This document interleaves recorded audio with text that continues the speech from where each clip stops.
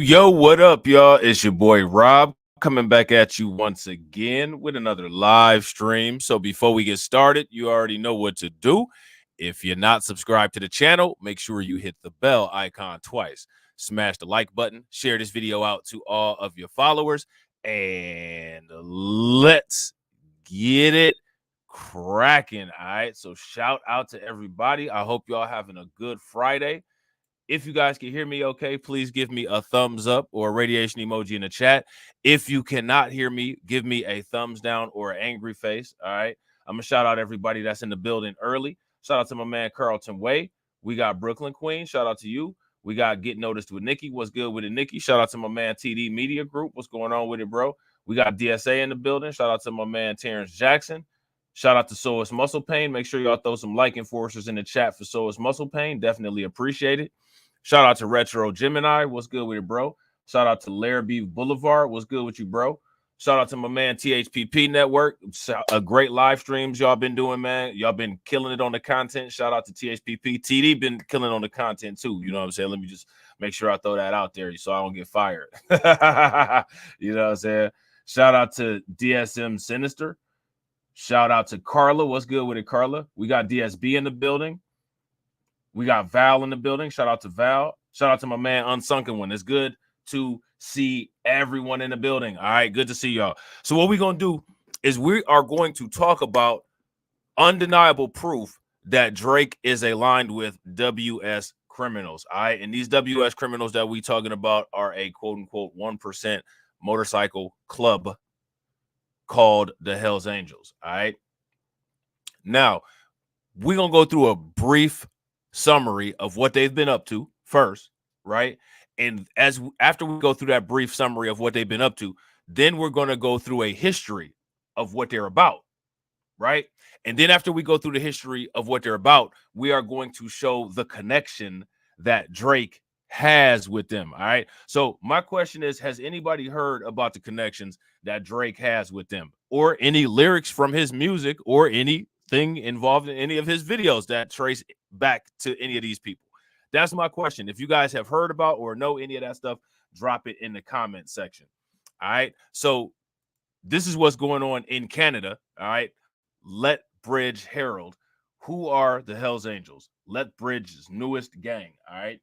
And now, mind you, the reason why I said Canada is because that's very important.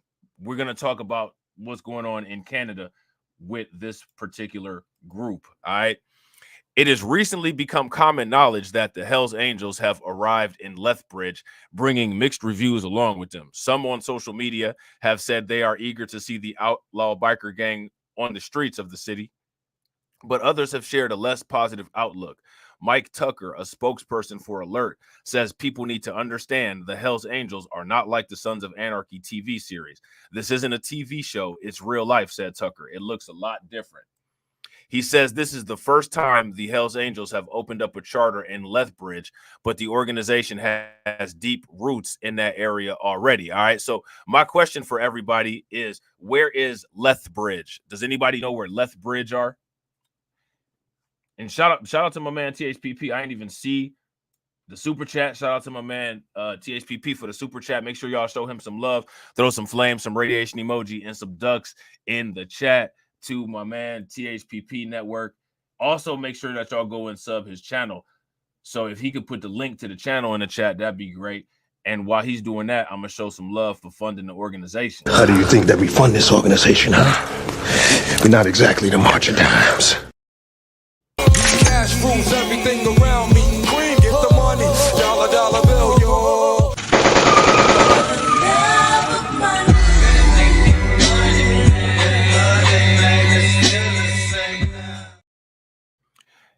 THPP said, yo, had to show my bro some love. I never trusted Drake. Team dark skin. No offense, bro. Hey, that's hilarious. I'm a light skin, dark skin dude, so no offense taken. no offense taken. You know what I'm saying? So now here it says they have an extensive network of support clubs that are usually smaller, rural populations throughout Alberta, said Tucker. Support clubs kind of carry out the dirty work for the Hells Angels, which are the larger clubs. Furthermore, he says the gang flaunts its open 1% patches, which indicates that they are of the 1% of motorcyclists who don't conform to the rules and laws of society. Now, here goes my question. What does that mean? Shout out to DJ Elmo. What's good with it, bro? What does that mean? What does that mean? They are a criminal organization under Canadian law. Canadian law. Who else is from Canada? Who else is from Canada? Now, that's not an indictment, right? But we'll get there. For those who claim the Hells Angels are quote unquote the good guy for offering charity drives, Tucker said they are being misled. When they're coming into Lethbridge and coming into a new territory, they're going to do extensive public relations work and try to build support, said Tucker. So yes, you're going to see toy drives, poker rallies, or whatever it is they try to endear themselves to the community. But that's masking the societal harms that they're inflicting upon that community. So my question for you all is, societal harms do they quote unquote inflict on the community? That's my question. Shout out to DeAndre. Absolutely. Make sure y'all hit that like button, share the video, and subscribe to the channel. Also, consider becoming a channel member. Facts. It's only 99 cents, and it definitely helps the channel. Definitely. Make sure y'all throw some like enforcers in the chat from my man DeAndre. Definitely appreciate it, bro. He says Alert is fully aware of the crimes being committed by members of the Hells Angel throughout Alberta, which tend to include violence and drugs. Now, how many times do you hear about these people on the news or in the media? How many times do you guys hear about these people in the news or in the media? That's my question. You ever hear about them on Fox, Newsmax, NBC, MSNBC, CNN, even CBS, ABC? You guys hear about them anywhere? Shout out to Get Noticed with Nikki, second stream sponsor. Make sure y'all show Get Noticed with Nikki some love. Throw some flames, some radiation emoji, and some ducks in the chat for Get Noticed with Nikki funding the organization. How do you think that we fund this organization, huh? We're not exactly the march of dimes. Cash rules everything around me. Queen, get the money. Dollar, dollar bill, yo.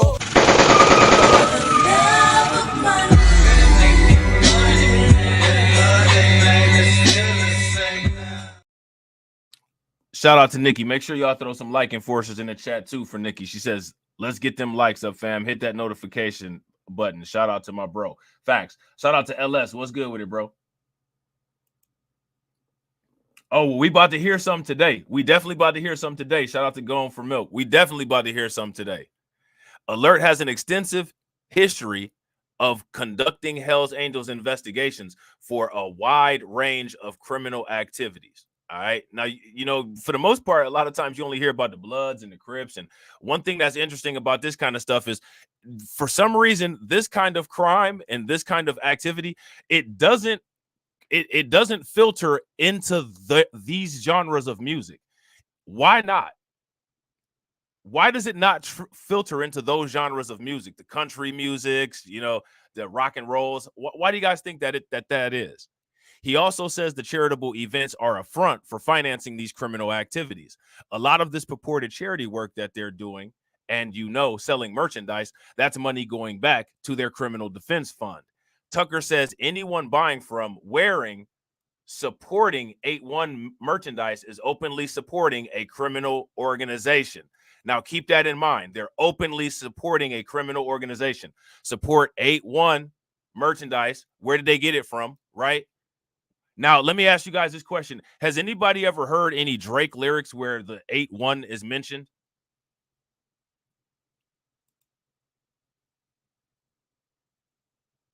Anybody ever heard any Drake lyrics where the H1 is where the 8-1 is mentioned? If you have, let me know. Put the name of the song and the verse in the chat. He says prospective purchasers should think twice before buying gear from the gang. There are consequences for someone who wears Hells Angels or support 8-1 gear. There's consequences. What might those consequences be? Somebody come out with a song called They Not Like Us about you? In Alberta, there's legislation under Section 69.1 of the Gaming, Liquor, and Cannabis Act that you could be ejected from a local bar or licensed premise, said Tucker, and it could potentially put a target on yourself from other rival criminal organizations. Another negative aspect of the Hells Angels, according to Tucker, is the drug trafficking activity they bring into their claimed territory. What kind of drug trafficking activity do they bring?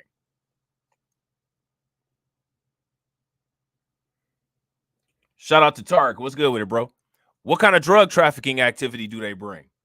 Much has been made about the fentanyl crisis in the early days when we were seeing opiate abuse taking place across the province. It was directly tied to the bikers and their distributions of fentanyl in communities big and small. Now, this is what's going on in Canada, right? That you don't ever hear Abba and Preach talk about. The outlaw gang was first established in California in 1948, according to a Hells Angels website.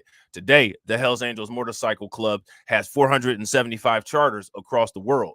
Tucker says the Hells Angels thrive off a visual presence, which is in contrast to many organized criminal groups. If you see the bikers and you're seeing the death head on roadways and at festivals and bars, it doesn't mean you're in immediate danger, but it is their way of trying to exert control and influence over that community. All right. Now, what does that have to do with Drake? Right? That's the question.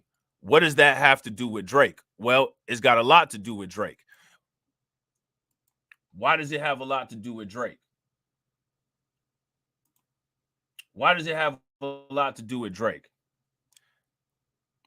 It has a lot to do with Drake because before the beef with Kendrick Lamar in 2018, the Vancouver Times came out with this article here.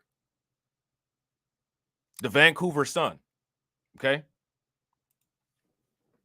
Why is Drake wearing a Hells Angel support hoodie in this photo? That's a great question. Now, mind you, this predates the Kendrick Lamar beef, right? This was published August 31st of 2018. Why is Drake wearing a Hells Angel support hoodie in this photo? That's interesting, right? Because the Hells Angels do not allow black members. So when Drake does the blackface, when Drake makes fun of slavery and all of those things, if you kind of know Drake and what Drake is and his lyrics and who he supports, then it leads to other questions, right? What other questions are those that it leads to? In a photo posted to rapper Travis Scott's Instagram account, Drake can be seen wearing a dark-colored hoodie with Toronto emblazoned across the chest above a circular logo bearing the slogan, "Support Downtown Big Red Machine," and the number 81. What's significant about that?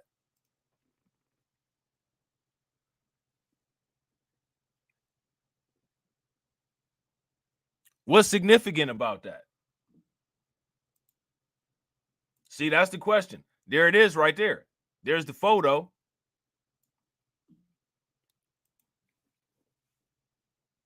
There's the photo. There's the receipt. And again, this is from the Vancouver Sun asking these questions, right?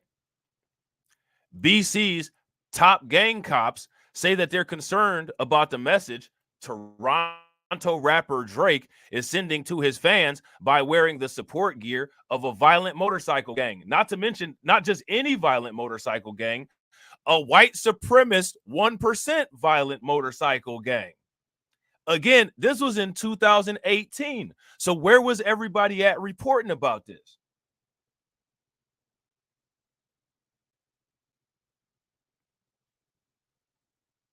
Where was everybody at reporting about this? In a photo posted August 21st to the U.S. rapper Travis Scott's Instagram account, 31-year-old Drake, whose full name is Aubrey Drake Graham, can be seen sitting beside Scott wearing a dark colored hoodie with Toronto emblazoned across the chest above a circular logo bearing the slogan, "Support Downtown Big Red Machine," and the number 81. 8 stands for H, and the A stands, and 1 stands for A in the alphabet. Both are well-known references to the Hells Angel Motorcycle Club. And in addition, they were consistent, right? They were consistent with the colors. They were consistent with the colors. Let's watch this video real quick and see if they say anything on here. We became aware of this incident last week when Drake, also known by his real name Aubrey Graham, was seen out at a social event with a number of other individuals. He was wearing a Support Hells Angels t-shirt. And that was sent to us as the provincial gang unit here in British Columbia. Many of us here saw that and expressed some concerns. And, you know, individuals like that, they have millions of people who follow them. They have substantial influence, whether it's... Hold on. Sorry about that, you guys. I don't know if it was the script or what, but it was causing it to go off the screen. So I'm gonna start it back over and play it again. We became aware of this incident last week when Drake, also known by his real name Aubrey Graham, was seen out at a social event with a number of other individuals. He was wearing a Support Hells Angels t-shirt. And that was sent to us as the provincial gang unit here in British Columbia. Many of us here saw that and expressed some concerns. And, you know, individuals like that, they have millions. Now, don't you think that, let me ask you guys this, isn't that an interest, supporting an anti-black white supremacist gang, isn't that interesting for somebody in the hip-hop space to do? Let me ask you guys this question. What if Eminem wore a KKK hoodie? Here's my question for everybody. Why did people look past this?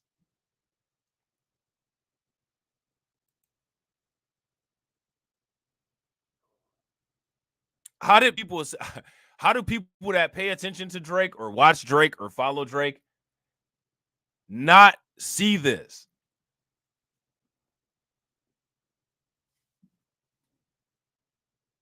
Shout out to Gone for Milk. Gone for Milk said, not that interesting. We had Kid Rock. But then, right, you have people who question and still don't acknowledge all of the anti-black references that Drake has in his music. Shout out to My Brother's Keeper. My Brother's Keeper says, because their minds are gone. I agree. That's another rabbit hole. Who destroyed everybody's mind? Look to YouTube. Right? Look to YouTube. Right? But what's interesting about it, though, right?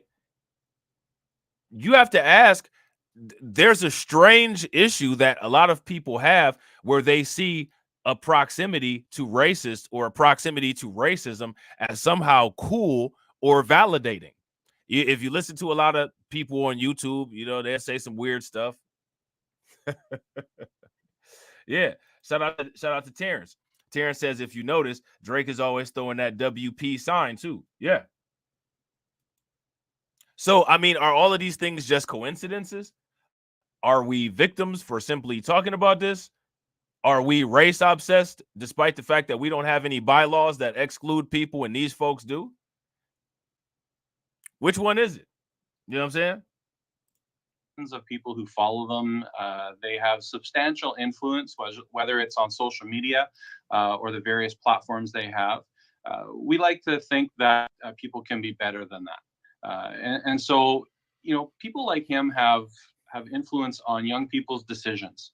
And part of the role that we have here in British Columbia is to prevent and educate people from getting into gang activity. And we all know that the Hells Angels are a worldwide criminal organization. Many of them are behind things like murders and significant drug trafficking. And it was just today in Alberta where it was announced that Hells Angels and their supporters were arrested and charged with multiple drug trafficking offenses. So this is something that's in the news every day, and it's a bit disheartening to see. Shout out to Carlton. Shout out to Carlton. Carlton said people were probably like, shit, that hoodie hard. you, it's a bunch of black folks on IG with that hoodie on and a money phone to their ear. Facts. If you guys agree with Carlton, give me a thumbs up. If y'all disagree, give me a thumbs down. Now check this out, right? And even if it's not, you still got Travis Scott in the picture with him. You know what I'm saying? And Travis Scott, these dudes are so street smart. They so in the street all like that, right? Travis Scott didn't ask him about it. He didn't check the gear. What's up? Where's street YouTube at? You know what I'm saying?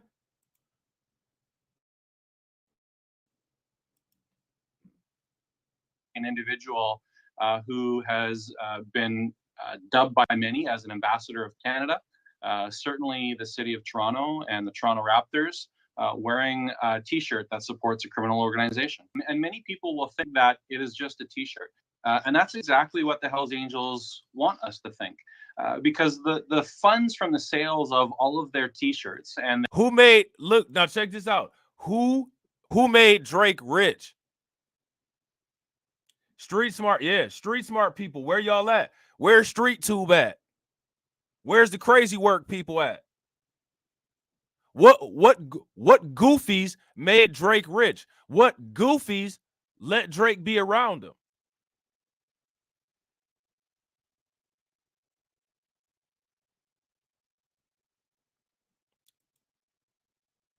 How much do people contribute to their own demise? Their worldwide brand enterprise goes to fund their criminal defense for when they're charged with things like murder and drug trafficking and other criminal offenses. They've been able to exist and thrive on a sympathetic public over the last number of decades. And what they want more than anything is for people to think that the police are picking on them. They want people to think that they're not criminals. And they love it when individuals like Drake or others wear their clothing thinking that it's no big deal. So again, why no scrutiny about this? You know, like I think it's interesting about everybody having these hip hop debates and where hip hop's coming from, and you know that's cool and all. But like my question is, you know, if one of the things that's supposed to be done is quote unquote cultural gatekeeping and cultural enforcement, right? You know, why are the goofballs not calling out rappers that support white supremacists openly?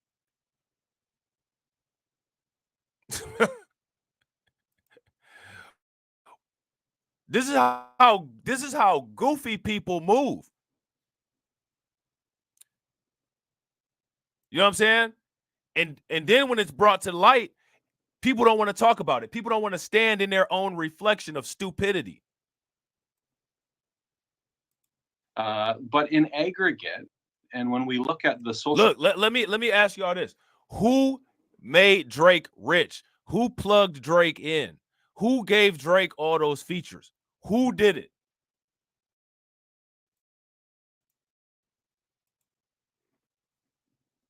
Who did it? Who let him in? Influence that people like Drake or Mr. Graham has. You know, that's where the concern for us lies. Because, you know, even in his song God's Plan, it mentions the Hells Angels. Yeah, in the song God's Plan, it mentions the Hells Angels. A lot of goofy black dudes want to put themselves around this cat.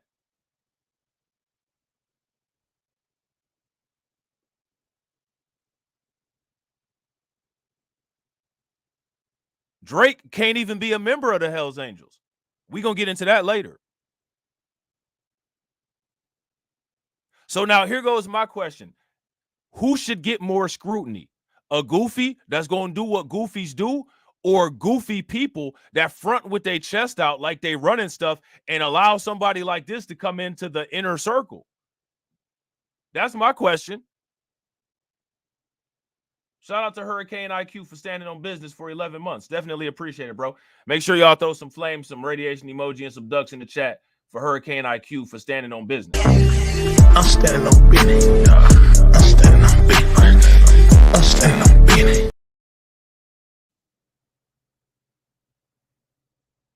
Right. Shout out to Retro. Retro says it makes sense now why Rick Ross made Champagne Moments and made fun of Drake's nose operation. That's after they broke bread on that song Don't Stop, right? Because on that song Don't Stop, Rick Ross and Drake was both on that song, right? They backpedaling. They backpedaling. It's too much backpedaling. Do stuff right the first time, right?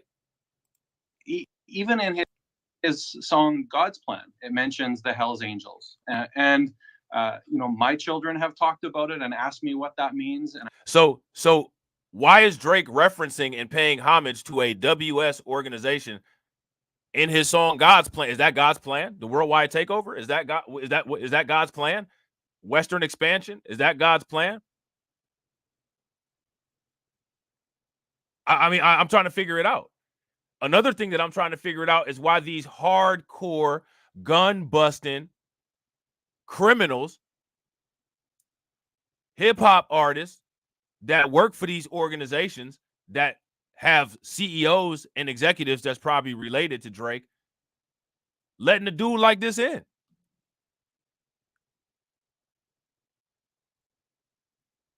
Why do people think that moving Goofy is the move? I don't get it. I'm trying to figure it out. Help me.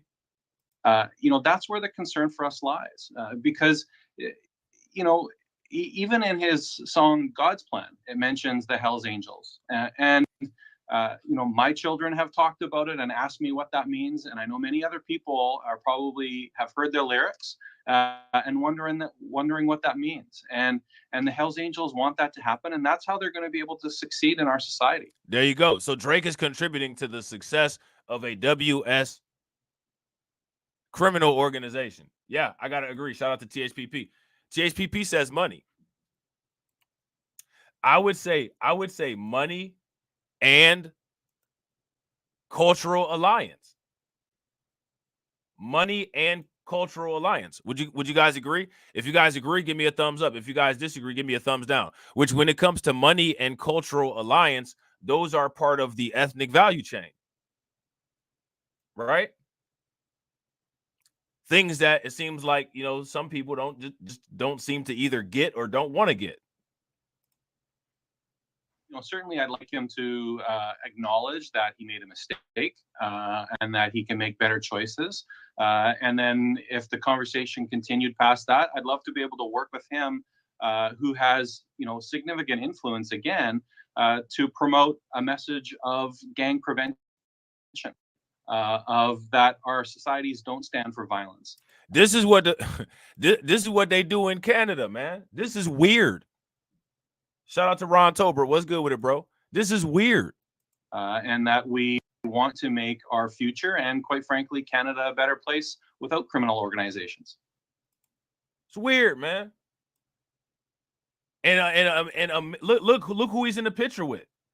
The hoodie Drake is wearing likely came from Route 81 Toronto, which sells Hells Angel merchandise online at a store on Carlo Avenue, including $120 embroidered hoodies with the same circular logo. The store's Instagram account reposted. Look, the store's Instagram account reposted the photo of Drake wearing a hoodie. The store didn't return calls this week. Okay. The photo had received more than 1.1 million likes from Instagram users by Thursday. Now, let me ask you guys this question. How many people you think liked that video, and who do you think that those people were? It's extremely disappointing, said Staff Sergeant Lindsey Houston of BC's anti-gang Combined Forces Special Enforcement Unit.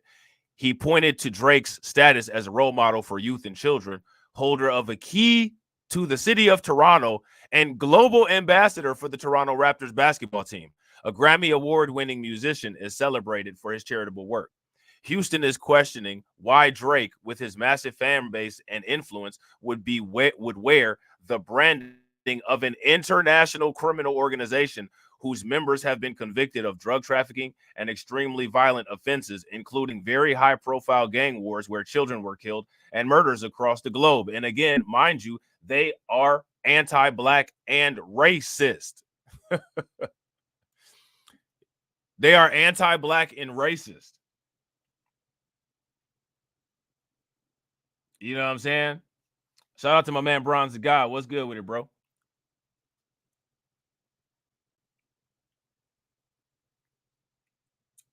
Yeah, shout out to Retro Gemini. I'm not mad at that, bro. Retro Gemini said, I actually liked his music up until 2015. I can't lie. I did question the blackface when Pusha T revealed that photo.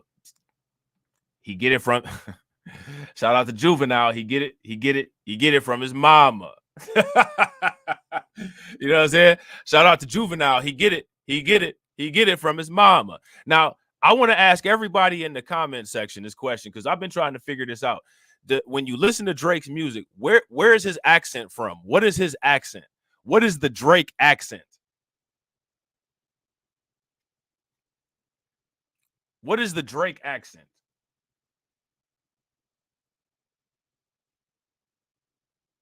Shout out to THPP Network. Facts. If y'all agree with THPP Network, throw some flames in the chat. THPP Network said that blackface got him blacklisted in my house. Facts.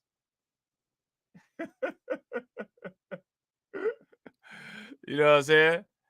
This is a walking billboard for the Hells Angels. And this is exactly what the Hells Angels want, he said. They want individuals like him to wear their paraphernalia and propaganda to portray a positive image, to counteract and provide a counter message to messages and reporting from the media and police, quite frankly, from the victims that they've impacted. All right. The club only allows its own members to wear clothing printed with the words Hells Angels or the club's Death Head logo. Support merchandise like the hoodie worn by Drake can be worn by anyone and is generally sold with branding such as Support 8-1, Support Red and White, or Support Big Red Machine. All right. Toronto police spokesman Mark Pugash said that because no one is suggesting Drake is breaking the law by wearing the support gear, it would be inappropriate for the force to comment. I will leave it up to others to comment on his clothing, Pugash said. Asked about the Drake photo, Rick Cirinello, a Hells Angel spokesman in BC, said only, I don't think there's anything to talk about. I mean, a fair answer. You know what I'm saying? Requests for comment from Drake publicists and agents weren't returned. All right. Houston said he believes there is no way Drake put the hoodie on without realizing what messages he's sending. Now, let me, you know what's interesting? Clearly, right, I would agree with that. But what's crazy is how many people ignored the message. Again, this article came out in 2018.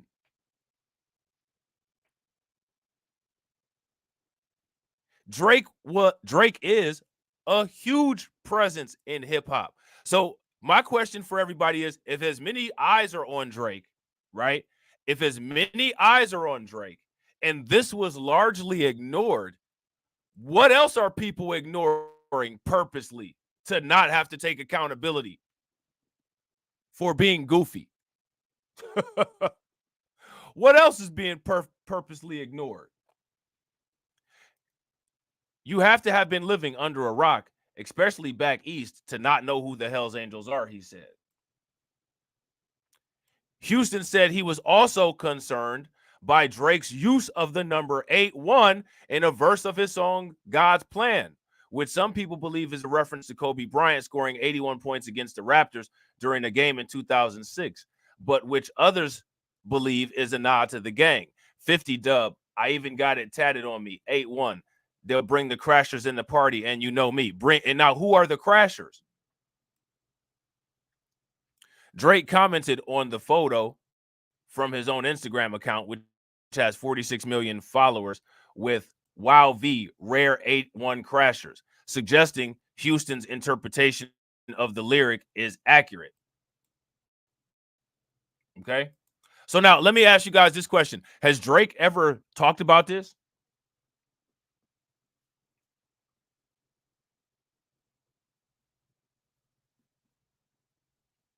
Has Drake ever talked about this? Has Drake ever had a discussion about this? Has Drake ever come out openly on any platform and, you know, done any type of explanation or explaining about this?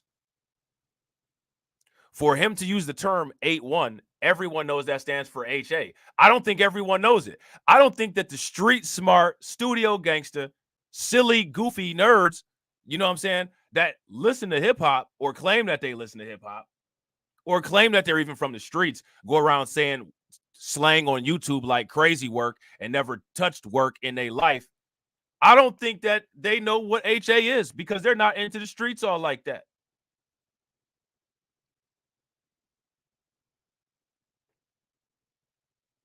I don't think these people are really into the streets like that.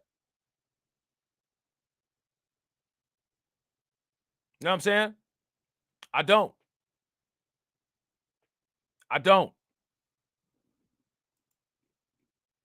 Houston said their branding, that name, the death head, are used to intimidate, cause fear, and all of that, which we and many other police agencies have talked about for many, many years. Not only the police, Interpol, the FBI, the list goes on. Houston said his unit hasn't reached out to Drake and he doesn't plan to, but he'd be happy to chat about the Hells Angels' concerns with Drake if he called. He said gangsters laugh at such displays when their members show up at public events, such as hockey games, wearing their gang colors. We don't think we have to remind many people here in British Columbia of some of the tragedies that have come at the hands of Hells Angels and other gangs and organized crime groups, he said. We certainly wouldn't have to remind folks back in Oakland and Quebec, especially those who lived through the unbelievably violent gang wars of the 80s and 90s. Houston said it's common knowledge that the money generated from the sales of support gear is used for the Hells Angels Defense Fund, which helps its members fight charges for murder and other crimes. While it may seem innocuous and not very connected, if someone drops 20 or 30 on a hat or t-shirt or sticker, in aggregate, we're talking about a lot of money. It's a global brand, and it most likely generates a significant amount of money. Now, let me ask you guys this question. Why are the Bloods and Crips not doing crime like this? Why do people even do, if you're going to be a goofy and do crime, why not do crime the right way?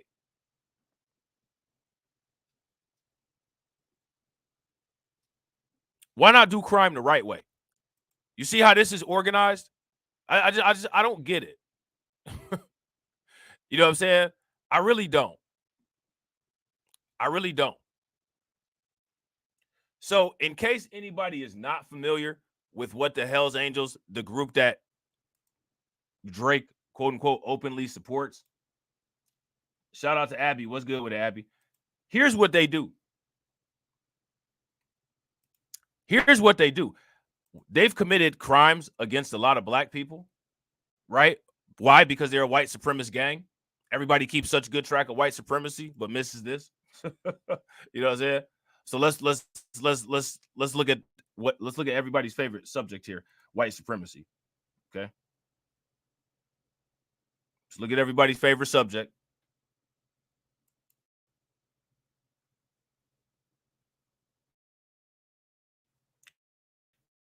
This is what they did. Okay, this is what they did to 3 black dudes in LA. Or in the Bay Area, I'm sorry. 3 members of the Hells Angels Motorcycle Club have been sentenced to life in prison this week. The U.S. District Attorney's Office announced Saturday Jonathan Nelson, Russell Taylor, and Brian Wendt were convicted for conspiracy to commit murder. An FBI agent describes the 3 as the most violent of the dozens convicted. 5 other members pled guilty and sentenced to 84 months in prison. Hells Angels runs out of Fontana near San Bernardino with chapters spanning all over the country. All over the world. Now, this isn't a particular crime where the black dudes got beat up, but in California, there was a situation where some black dudes got beat up too. Okay. 3 Hells Angel Motorcycle Club members operating out of the Bay Area, all sentenced to spend the rest of their lives in prison, U.S. District Attorney Ismail J. Ramsey announced on Friday.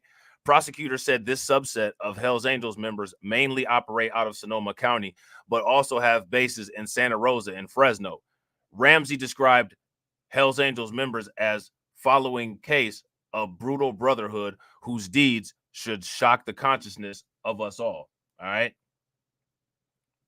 FBI Special Agent in Charge, Robert Tripp, describes the 3 as the most violent of the dozens convicted. On October 10th of 2017, a federal grand jury indicted 11 members and associates of the chapter for a swath of criminal activity, including murder, narcotics distribution, assaults, robberies, extortion, legal firearms possession, and obstruction of justice, the prosecutor said. And again, mind you, this is who Drake wears, their merch. Approximately a year later, a grand jury returned a superseding indictment, adding a charge of murder related to the deleting of Hell's Angel member Joel Silva. Okay. Nelson, who was the president of HASC, arranged for Ott to take Silva to Fresno, and Silva agreed to travel there with Ott. After the two arrived at the Hells Angels Fresno clubhouse, Wendt, the then president of Fresno's Hells Angel charter, shot Silva in the back of the head, the indictment said. The following morning, Silva's body was delivered to a local cemetery and was incinerated, prosecutors said. In addition to the Silva murder, the indictment said this Hells Angels chapter made clear threats of harm to anyone cooperating with the police concerning the motorcycle club. The jury convicted the three Hells Angels members with the following: participating in a racketeer influenced and corrupt organization, conspiracy to commit murder in the aid of racketeering. Prosecutors said Nielsen was also convicted of assault with a dangerous weapon in aid of racketeering and use or possession of a firearm in relation to a crime of violence. 5 other defendants pleaded guilty to charges of RICO conspiracy and have been sentenced to terms in prison of up to 84 months, the prosecutor said. All right. So that's what they do. And there's just tons more evidence of stuff that they do. Tons more evidence of stuff that they do. You know what I'm saying? Shout out to Mr. King. What's good with it, bro? So my question for everybody is, again, as long as Drake has been around and as much as people listen to Drake's music, how did this get skipped?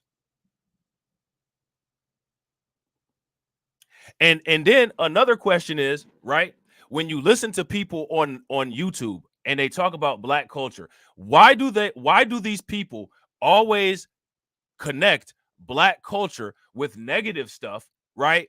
But hippies and motorcycle gangs literally grew out of the same flower pot, and nobody connects this stuff to white culture. What is white culture?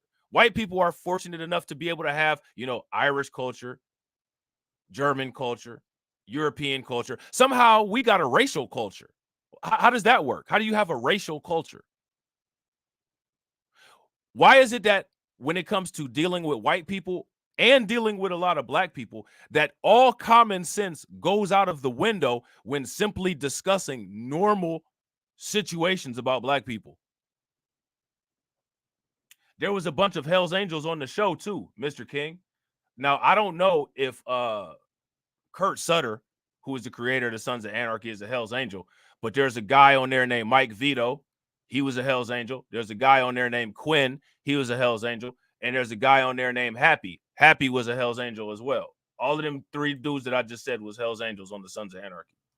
There was Mayans that played on that was actually in other motorcycle gangs like the Mongrels, and the Black gang called the Grim Bastards on there was based on a California motorcycle club called the One Down MC. So they had a whole bunch of stuff going on that show. You know what I'm saying? 3 Hells Angels sentenced to life in case that centered on murder, betrayals, and deeply guarded secrets. Okay, some real life Sons of Anarchy stuff.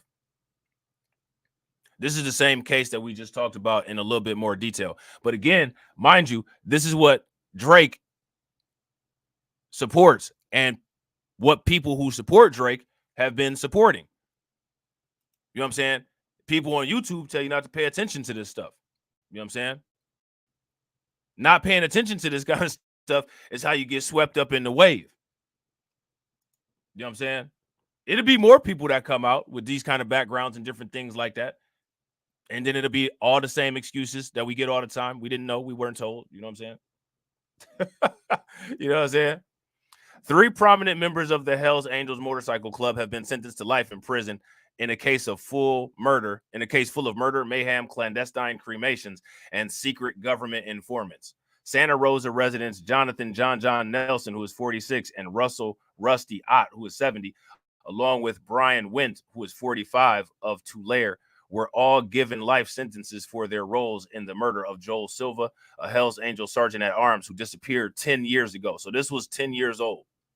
Prosecutors contend that Silva was lured to Fresno, shot in the back of the head by Wendt, and illegally cremated by a nearby funeral home. Now, but what's interesting about this is that they have a similar situation of people using funeral homes to get rid of bodies on Sons of Anarchy. Sons of Anarchy was actually based on, you know what I'm saying? They're actually based on the Hells Angels. You know what I'm saying? Shout out to everybody watching. I appreciate you guys. If y'all haven't smashed the like button yet, please take a moment, smash that like button. Also, if you guys haven't hit the bell, please take a moment, hit the bell. The 3 men who were convicted in 2022 in a trial that rested on the word of 2 former Hells Angels who left after receiving beatings that have become emblematic of the biker gang. Other key government witnesses included former associates and members of subsidiary biker clubs, as well as the Fresno funeral home director who claimed he was intimidated into burning multiple bodies of murder victims at the behest of Fresno's Hells Angels. Nelson, the former president of the club's Sonoma chapter, was convicted of helping lead the plot to delete Silva, whose increasingly erratic behavior and drug use was becoming a source of concern among the club. The tipping point came when Silva threatened a friend of Salem Boston chapter president Christopher Rainman Ranieri, who was convicted of his role in the deletion plot in a separate trial last year. Did anybody hear about any of these trials? Wendt of Fresno HA, who has a filthy few tattoo that prosecutors claim is a symbol of deletion. Now, if you pay attention and you watch Sons of Anarchy, the son of Anarchy, who's a Hells Angel named Happy, also has a filthy few tattoo. I'm pretty sure it's real. I don't think that it's you know what I'm saying, from the movies. I think it's real. Okay. Shot Silva inside the Fresno clubhouse under the guise of showing him some marijuana, according to the prosecution's witnesses. He allegedly later called it one of my better kills. Before Wendt was sentenced, a friend of his named James Arce wrote a letter to the court describing him as a warm and generous man full of empathy for others. Brian's caring nature has created a positive ripple effect in my life, and I am immensely grateful for his presence. In both good and bad times, Brian stands as a pillar of reliability and warmth. Arce's letter says his friendship is a treasure, and I feel fortunate to have him by my side. Ott was convicted of helping lure Silva to his death, since he was one of the only men Silva trusted at that point. His defense, in a nutshell, was that he was too drunk to have been involved in a murder conspiracy. So that's the defense. Didn't work. Last year, Fresno chapter member named Merle Hefferman was sentenced to 4 years in prison for cremating Silva's bodies. Now, what do you guys notice about these sentences? What do you guys notice about these sentences? Prosecutors contended that he was in charge of disposing of murder victims' bodies for the Hells Angels and was responsible for extorting the funeral home director. They blamed him for 3 other clandestine cremations of missing persons: Robbie Huff, Arthur Carsis, and Juan Guevara, who were all fellow members. Hefferman denied he'd taken part in more than one. So now I want you guys to pay attention. Do y'all see the value chain going on here? Do you guys see the value chain going on here? You guys see how the criminal organization was able to get away with some of this stuff as a result of having ties to the funeral home body for body disposal, which is something that you can you're only able to do those things in the suburbs or the rural areas. People don't think that stuff is important, so they don't pay attention to it. Shout out to my man AW1, the 4th stream sponsor. Make sure y'all show AW1 some love. Throw some flames, some radiation emoji, and some ducks in the chat for AW1. How do you think that we fund this organization, huh? We're not exactly the march of dimes. Cash rules everything around me. Cream, get the money. Dollar bill, yo.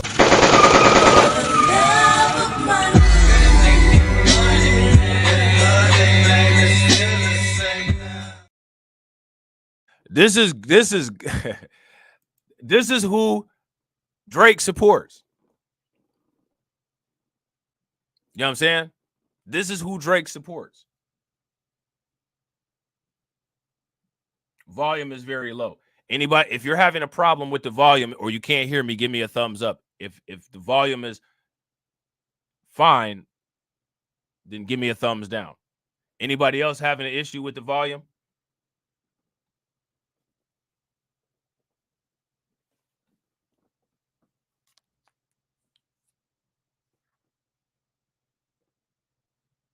Yeah, you maybe, I don't know, you might want to charge a device that you're listening on, Ben, or maybe your volume is low. Seems like you're outnumbered, bro. So now here it says Ranieri along with Raymond Ray Ray folks, which is interesting, right? They got a Ray Ray. The Hells Angels got a Ray Ray. Now you know this Ray Ray ain't black. They got a Ray Ray. Now you know this Ray Ray ain't black.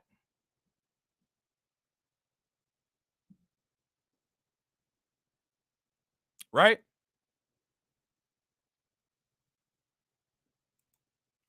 Are still awaiting sentencing. Folks was convicted of racketeering and mayhem for beating a former member who later testified for prosecutors but was not involved in the plot to delete Silva. The U.S. Attorney's Office announced the sentences in a news release on Friday. The record in this case describes a brutal brotherhood whose deeds, and we already read that from the last one, right?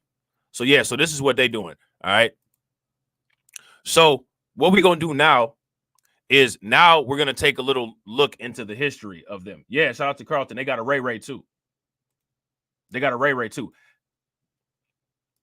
know what I'm saying? And I also want you guys to pay very close attention, right?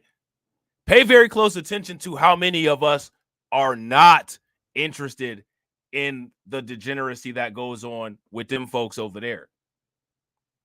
Which is one of the reasons why people have such a lack of knowledge and such a lack of rebuttals anytime somebody's getting scathingly roasted by someone from another community trying to put the magnifying glass on our community.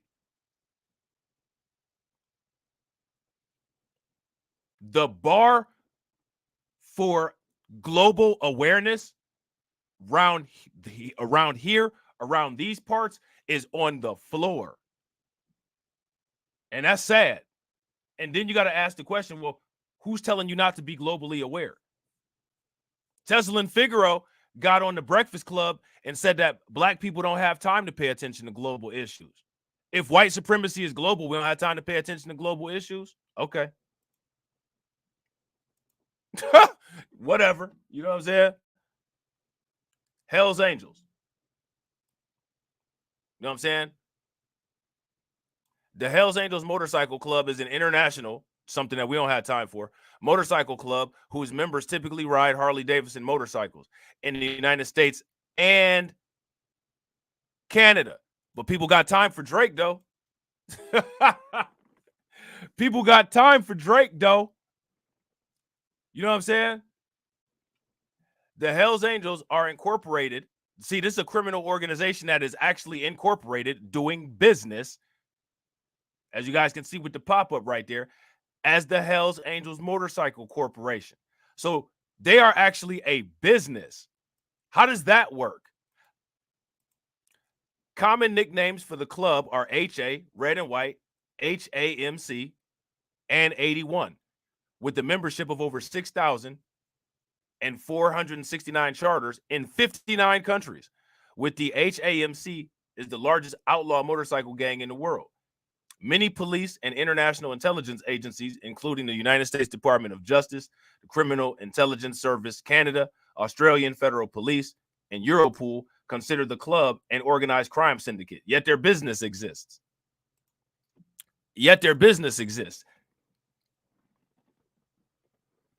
You know what I'm saying? How's that work?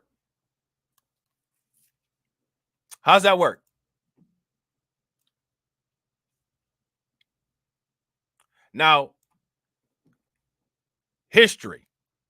Let's talk about history, right? Let's talk about culture. Let me ask you, is this a development of American culture? Who knows the history? Can we skip this part, or do people know the history? Let me know. talk about the history, and let's talk about racism that doesn't exist. The Hells Angels originated on March 17th in 1948 in Fontana, California, when several small motorcycle clubs agreed to merge. Otto Friedli, a World War II veteran, is credited with starting the club after breaking from the Pissed Off Bastards Motorcycle Club over a feud with the rival gang. According to an alternative theory, the Hells Angels were founded on November 15th, 1951 in San Bernardino by Dick White, a member of the Redlands Roadrunners. All right. According to its website, the club's name was suggested by Arvid Olsen, an associate of the founders who had served in the Hells Angel Squadron of the Flying Tigers in China during World War II. So these guys are Harley Davidson is a military was a military contractor for motorcycles in the wars. They contracted and supplied motorcycles to the United States Army. These 1% clubs, for the most part, are all founded by white male military veterans. Is this part of culture? Literally developed out of a war in American history. Just like the hippies did. Like I said, the hippies and the Hells Angels, hippies and the 1% motorcycle gangs go hand in hand.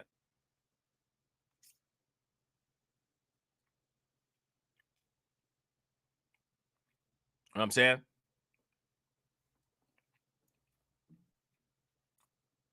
Yeah. If you guys agree with Unsunken One, give me a thumbs up. If y'all disagree, then give me a thumbs down.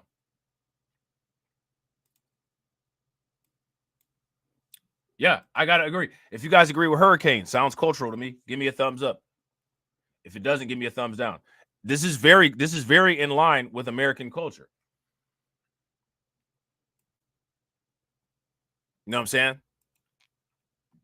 In a letter written to the Guinness Book of World Records by a member on the Hells Angels' behalf, it instead stated that the club's name was taken from the Hells Angels Squadron of the 303rd Bombardment Group, which was active in the European theater of World War II. It is at least clear that the name was inspired by the tradition from World Wars I and II, whereby Americans gave their squadrons fierce, death-defying titles. An example of this lies in one of the 3 P-40 squadrons of the Flying Tigers fielded in Burma and China, which was dubbed the Hells Angels. So again, my question is, does this come out of culture? Now, I want you guys to pay very close attention, and this is what I'm talking about. Look at the live stream numbers, right? People, right? Because I don't have a largely white audience.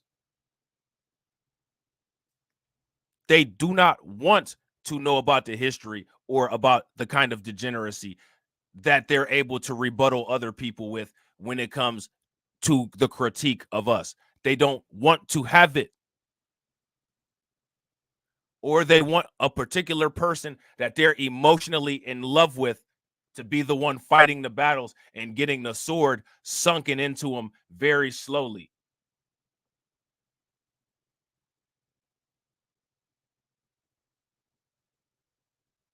Pay attention. Pay attention. You know what I'm saying? In 1930, the Howard Hughes film Hell's Angels showcased extraordinary and dangerous feats of aviation, and it is believed that the World War II groups that used the name based on the film. According to the Hells Angels website, they are aware that there is an apostrophe missing in Hells, but it's, you know who miss it. We don't. Some of the Hells Angel Motorcycle Club early history is not clear and accounts differ. All right. So we're going to go down. There goes the insignia. All right. So you guys can see the similarities to Drake's apparel. Right. And as you guys can see, they sue people for their intellectual property. You know what I'm saying? Now, look at this. We're going to talk about the membership. Let me ask you guys this question. Have you ever seen a black Hells Angel?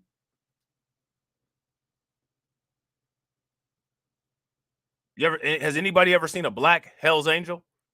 To become a Hell's Angel prospect, candidates must have a valid driver's license, a motorcycle over 750 cc's, and the right combination of personal qualities.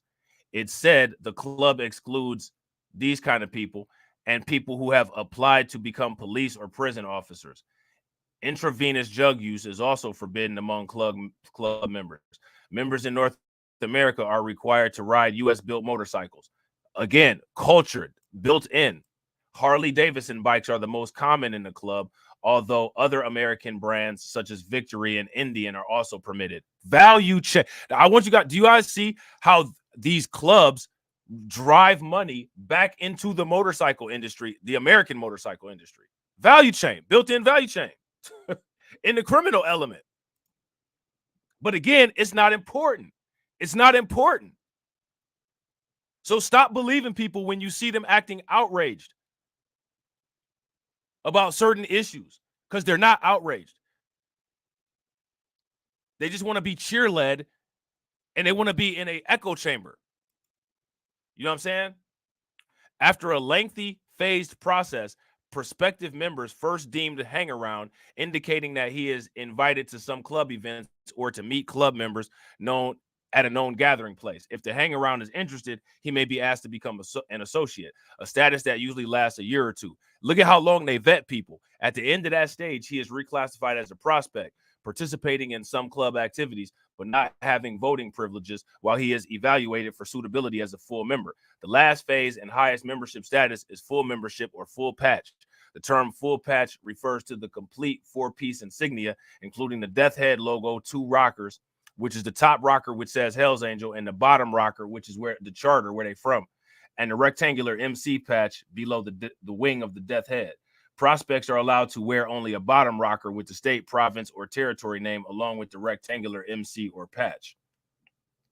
All right. So now, racial policies. This is what everybody's here for. Black outrage economy. You know what I'm saying? This is what everybody is here for. Black outrage economy. All right. The club is not officially a racially segregated organization. Of course not, because when there's only white people in an organization, how do you segregate? In the U.S., at least one charter allegedly requires that the candidate be a white male. And Sonny Barger was actually in Hell's Angels also, or he was actually in Sons of Anarchy too. Said in a 2000 BBC interview, the club as a whole is not racist, but we probably have enough racist members that no black guy is going to get in it. At the time, the club had no black members. Okay. A few non-white members, right now pay attention. A few non-white members have been noted in the United States. In 1967, Hunter S. Thompson remarked upon a Chinese male from San Francisco and Charlie, a young black person from Oakland. Stephen Wayne Yee, a Chinese-American member of the Hells Angels Cleveland charter, was convicted with deletion in 1990. The Satan's Angel MC in Vancouver had a black member when it merged with the Hells Angels in 1983. The San Francisco, and now mind you, these clubs have been this is a club that got patched over. So the Hells Angels didn't let this black person in. He just got patched over with the Satan's Angels. Okay.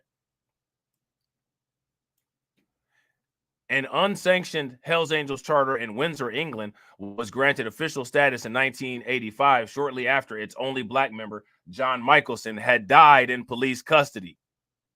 Okay. Look at this. The San Francisco and Anchorage charters threatened to have the Vancouver charter expelled from the club when they learned of the situation. The matter was ultimately resolved when the man changed his nationality to Hawaiian.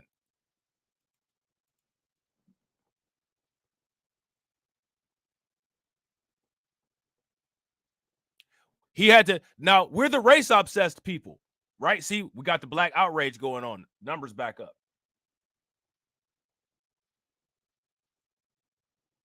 What they done? What have they done to y'all brain on YouTube, man? What have they done to y'all brain? You know what I'm saying? Why would Drake want to be a part of something like this? And why would people want to be a part of somebody like Drake? They were about to kick this Satan's Angel MC out when they learned that they had a black member, until the black dude took the knee and said that he was Hawaiian.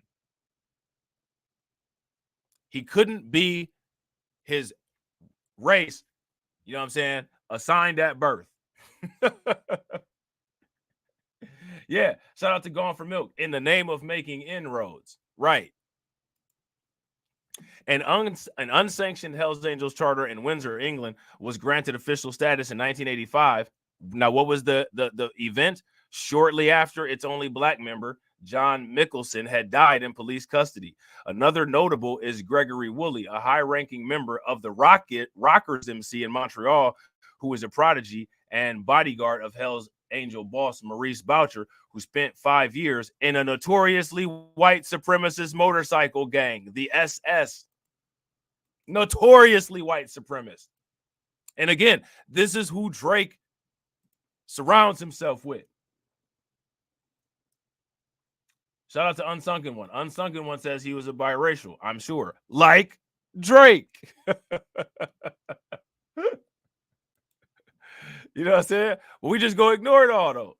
Woolley became an associate of the Hells Angels Montreal charter in the 1990s and later tried uniting street gangs in Quebec after Boucher was in prison. All right.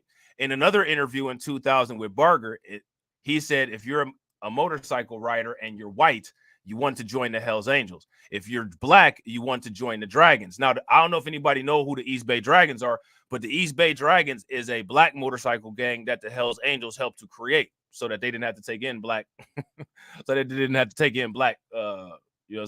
black members. The East Bay Dragons used to be a car club, and they flipped it into a biker gang. So in the TV show, The Sons of Anarchy, right, the Grim Bastards, aka the real One Down MC, that's who the East Bay, that they represent the East Bay Dragons. The Sun's supposed to be the Hells Angels, and the East Bay Dragons supposed to be the Grim Bastards. So if you're white, you want to join the Hells Angels, not race obsessed. Remember, if you're black, you want to join the Dragons. And that's because, of course, join the Dragons because they rock with the Hells Angels. You know what I'm saying? That's how it is, whether anyone likes it or not. We don't have no blacks and they don't have no whites. And again, this is what I'm talking about how there's a thin line between pro-blacks and coons. The East Bay Dragons is modeled after the Hells Angels. So you're going to be pro-black as you want to while defining all of your definitions of blackness and how you apply that the same way white supremacists apply it.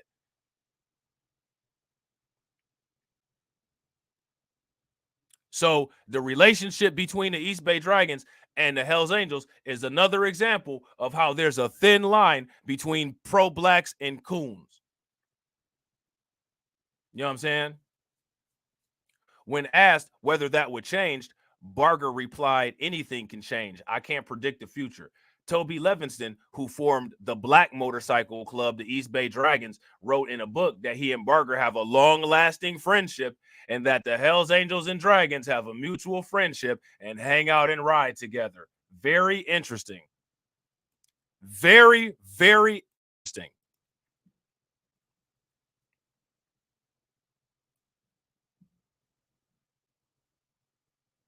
Very, very interesting, right? In a 1966 Ebony article about the motorcycle rebels in the African-American community, the Chosen Few Motorcycle Club said that they see no racial animosity in the Hells Angels and that when they come into Chosen Few territory, they all get together and party. Now go try and party at a Hells Angels clubhouse and see how that shit works out for you.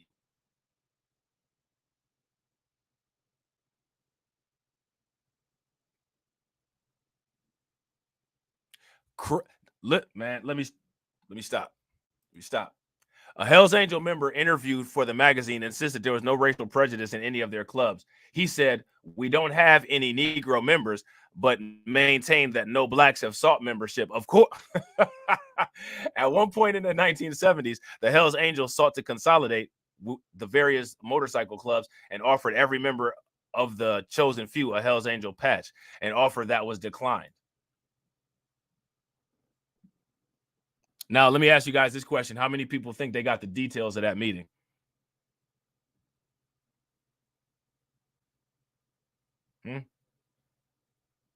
How many Hells? I bet you there's a Hells Angel motorcycle club in South Africa, but in any other African country, show me an African country where there's some Hells Angel charters at.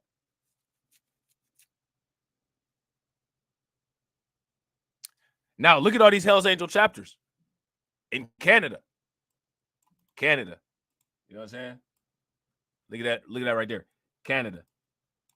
These all got patched over. Canada. Heavy presence in Canada. Grim Reaper's MC patched over. You know what I'm saying? Canada. Canada. Look at all them Canadians. You know what I'm saying? Think that got anything to do with Drake? Drake couldn't, you know? Now, again, we saw the news report, right? This ain't YouTube conjecture. This is one of the reasons why this isn't YouTube conjecture. Yeah, exactly. Yeah. Yeah, facts. Shout out to Mr. King. Juice was black, claiming Puerto Rican on Sons of Anarchy. And Chib's wife was a black Irish woman, right? Right? When the Suns needed backup, who did they go to? Couldn't count on the Mayans, right? They always worked with either the Niners, right? Or they worked with the Grim Bastards. And at the end, right, you know, they was working with August Marks to get rid of Pope, right? So the only people that the Suns ever actually was able to trust was they black allies, while not allowing blacks in the gang. They had to fight in order to patch over the Grim Bastards to let Michael Beach in there at the end of the show. You know what I'm saying? The only reason that happened was because Jax became the president and Chibs was the sergeant at arms. If it was up to Happy or Tig, they wouldn't have done that.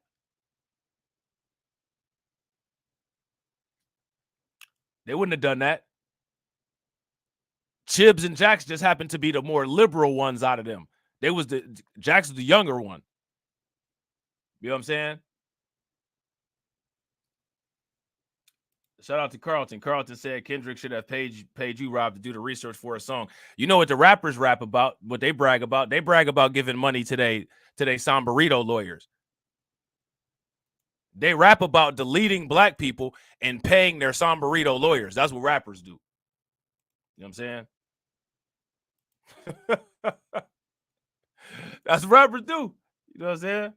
That's what rappers do. They rap about the business that they do with other people and rap about how they delete us. You know what I'm saying? And then expect us to uphold the street code. As a civilian, I'm supposed to uphold the street code. I'm not in the street. What do I got to uphold the street code for? You know what I'm saying? I'm going to shame you out of snitching. I'm not in the street. I don't live that life. Why? How are you shaming me out of snitching? Shout out to Dre D. What's good with it, bro? Now, look at this dude named George Woolley. Who know who George Woolley is? George Woolley was a Haitian-born Canadian mobster associated with the Hells Angels Motorcycle Club. Now, how you Haitian and associated with the Hells Angel Motorcycle Club? Woolley was the protege and bodyguard of Maurice Boucher. We talked about him, a controversial senior Hells Angel leader who had led his chapter in a long and extremely violent gang war against the Rock Machine in Quebec from 1994 to 2002. You know what I'm saying? But around this time, all people doing is hearing about Bloods and Crips. You know what I'm saying? That's all they doing is talking about Bloods and Crips. You know what I mean? So Master B, Willie grew up poor in the St. Michael neighborhood of Montreal, the child of Haitian immigrants. Okay? His parents had fled the poverty of their native land and the tyranny of President for Life, Jean-Claude Duvalier. So now to everybody who doesn't like foundational Black Americans and you think that we're all xenophobes and you know what I'm saying? You think that everybody is just against immigrants and all we do is stoke the diaspora war. I want to make a disclaimer here. Those were the words of Wikipedia and not my words. Okay? I didn't say that. Okay? So as long as we're clear, you know what I'm saying? So, known to the Haitians as Baby Doc to distinguish him from his father. President for life, Dr. Francis Dulavier, the Papa Doc from his teenage years, Wooly was involved in a street gang in St. Michael's. Wooly committed his first known deletion at the age of 17 when he killed a rival Haitian-Canadian street gangster, which gave him the nickname of Picasso. All right. Wooly was the leader of a street gang known as Master B. All right. That bought drugs from the Hells Angel Montreal chapter led by Maurice Boucher. So they had a business relationship. Now, just because I don't like Black people don't mean that I won't make money with you. Just because I don't like Black people don't mean that I won't break bread with you. That's what Neely Fuller Jr. said. He said that the racism and WS is a business. You know what I'm saying? You see the bread breaking here. Boucher, look at this. Boucher had once belonged to a white supremacist biker gang known as the SS. Now, what is the SS? The lightning bolts from the opposition Nazis that the white soldiers that became the bikers were fighting against in Germany. This SS existed to beat up non-white immigrants. And the Haitian dude was doing business with him.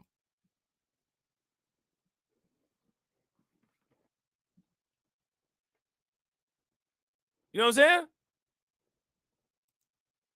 Boucher's son, Francis Boucher, is an avowed Nazi who started the Aryan Fest music festival in 1992 for fascist and white supremacist musical acts, and which existed only to glorify Nazism. Now tell me how all this going down in Canada, tell me how Drake don't know about this.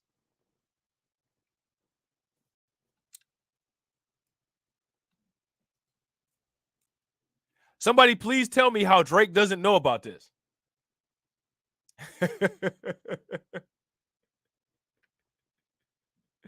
Now, as popular as They Not Like Us is, you know what I'm saying? People don't even want to understand the real They Not Like Us. You know what I'm saying? They don't want to understand the real They Not Like Us. And this is one of the problems. YouTube fostered this culture. You know what I'm saying? Shout out to DJ. What's good with you, bro? The Aryan Fest remained the premier, look at this. The Aryan Fest remained the premier annual music gathering for racist bands and singers. Despite this background, Wooly was very close to Maurice Boucher and served as a bodyguard. The Hells Angels are a whites-only group, and Boucher made Wooly the president of the Rockers Motorcycle Puppet Gang. All right. The journalist Jerry Langston wrote, he, Butcher, appears to have been right about Wooly, who became a very big earner. He became wealthier, in fact, than many Hells Angels and several nomads, an enthusiastic intimidator, and a loyal member who never informed on anyone. The Rockers were not like the other Hells Angels puppet gangs, like the Evil Ones or the Rowdy Ones or the Condors, which merely performed the same work as the Hells Angels. The Rockers were exclusively the enforcement arm of the Hells Angels, divided into a baseball team, which committed assaults and arson, and the football team, which committed deletions. Okay, so we're going to go, past the Rockers. You know what I'm saying? I don't think that's really necessary. The Crackdown posse. Now, look at this. Hold on. This is actually interesting. When Wooly left the Master B gang to join the Rockers, his old gang fell apart. Another Haitian immigrant who once belonged to Master B, Bouvier Jean, founded a new gang called the Bogars, which is Haitian French slang for handsome boys. Woolley founded another gang, the Syndicate, likewise made of young men of a Haitian background to oppose the Bogars. The Bogars waged a propaganda campaign against Woolley that depicted him as an Uncle Tom figure serving the clearly racist Hells Angels. All right, so now we use it. So they understood and they started using the black outrage economy. Shout out to John Guillory. What's good with it, bro? They started using the black outrage economy. You see? Langston wrote the claims of the Bogarts were true but ridiculous. How is something true but ridiculous? As the Bogarts worked for the Rizzuto family. So they must have been some racist Italian mafias. And either of the groups was more under the thumb of a largely racist white organization. So these gang members were fighting, and their claim to they were fighting about who was cooning the hardest. Both of these gangs were making their money cooning, and they were trying to point the finger at the other to say, well, they're the worst coons. Like, you cannot make this up. Coon gang wars, bro. You literally cannot make this up. The Bogarts decided to rebrand themselves as the Bloods, while the Syndicates, along with their puppet gang, the Crackdown Posse, rebranded themselves as the Crips.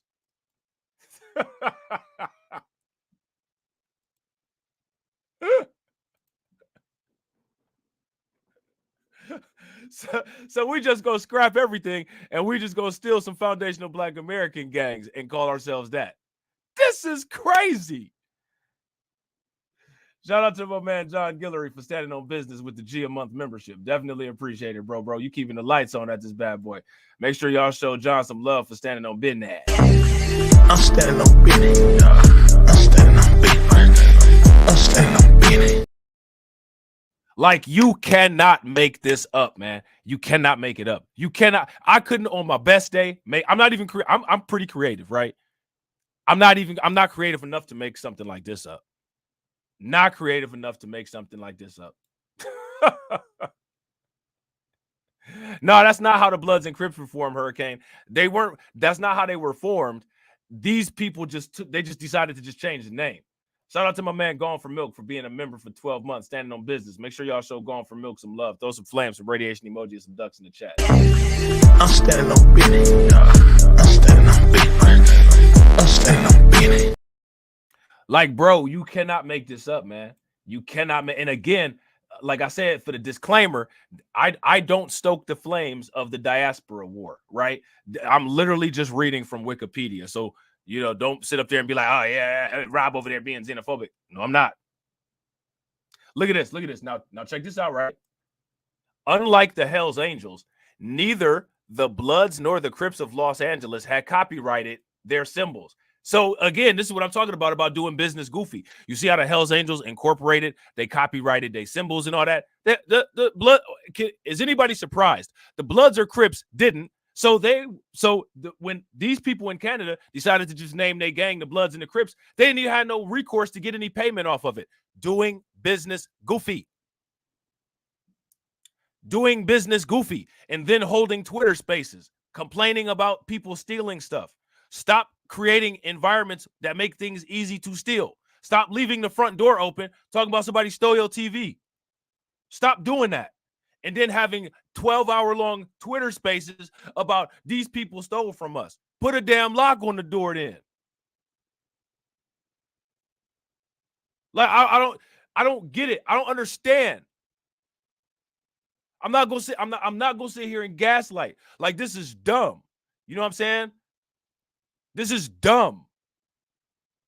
They just took the name of the Bloods and Crips. And see, again, they had to make sure to point this out. Unlike the Hells Angels, the Bloods or the Crips had not copyrighted their symbols. And the two Montreal gangs had no connection. See, they had no connection. Now, this is actual culture vulturing, and nobody talks about these people, right? No connection with the American Bloods and Crips. Langston wrote the LA Crips and the Bloods were not asked or consulted. So they just got their stuff took. in all likelihood, they had no idea that there were Crips and Bloods in Montreal, even if they knew where Montreal was. This is insane. This is insane.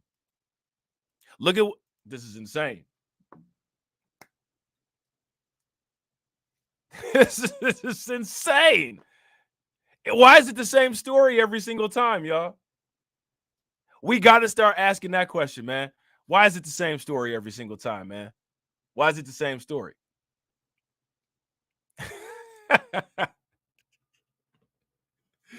Why is it the same story every single time? For real, you know what I'm saying?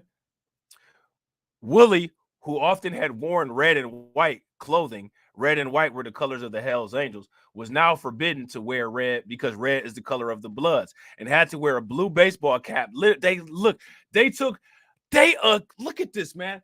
They appropriated an entire gang war while having coon wars. Who does it? Who does it? I want y'all to understand this, man. These Canadian Haitian dudes, they culturally appropriated an entire gang war while fighting a gang war over who was cooning the least. You can't make this up, man. You cannot make this up. This is crazy. Now they were forbidden to wear red and had to wear blue baseball caps and blue clothing. Blue is the color of the Crips. Langston described Willie as so smart to engage in alleyway beatings. Willie had the Crackdown Posse serve as a puppet gang for the Montreal Crips. The relationship between the Montreal Crips and the Crackdown Posse was so analogous to the relationship between the Hells Angels and the Rockers. The Crackdown Posse operated in St. Michael's neighborhood and engaged in robbing convenience stores and protection rackets. In 1998, Willie merged the Crackdown Posse with the Rockers to form the Syndicate. All right. Like, you cannot make this up. Now look at this, right? Check this out. We're gonna bring it back to the racial stuff. In August of 1999, a bizarre incident. This whole story is bizarre, but sure, if this is more bizarre than the bizarreness that we've already been reading, this is insane. A bizarre incident occurred in the streets of Montreal when Willie was riding his Harley Davidson motorcycle wearing his Rockers patch on his vest and was pulled over for speeding. The constable who pulled over Willie, Michael Baru, claimed he was frightened when he noticed Willie had something under his vest, saying that he knew Willie was an especially violent man and that he was the only black outlaw biker in Montreal. The constable offered to drop the speeding fine if Willie would show him what was under his vest. Willie refused, and the constable bureau said it didn't matter if Willie was carrying drugs. He was willing to drop the charges just as long as Willie showed him what was under his vest. When Willie informed the bureau that he was not under arrest and that it was none of his business what he had under his vest, the bureau called for backup and thus took 5 officers to arrest Willie for speeding. No guns, drugs were found on Willie, though a handgun was found lying on the street close to the arrest scene, which Willie's lawyers claimed was planted by the police. Later, the judge threw out all of the charges, ruling that this was not a routine pullover and suggested it was an unusually clumsy attempt on the part of the police to entrap Willie. During his time in jail, awaiting the charges, Willie was involved in 3 different fights with other inmates and an attempt to smuggle PCP into jail, finally being separated from other inmates on the ground that he was too violent. Like, you can't make this up, man.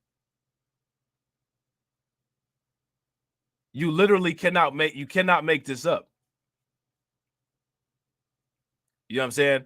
So this is the Rizzuto family that he was a part, that he was cooning for. You know what I'm saying? Now I'm gonna see if it says anything else. No, I think that we good. I think that we good. Okay.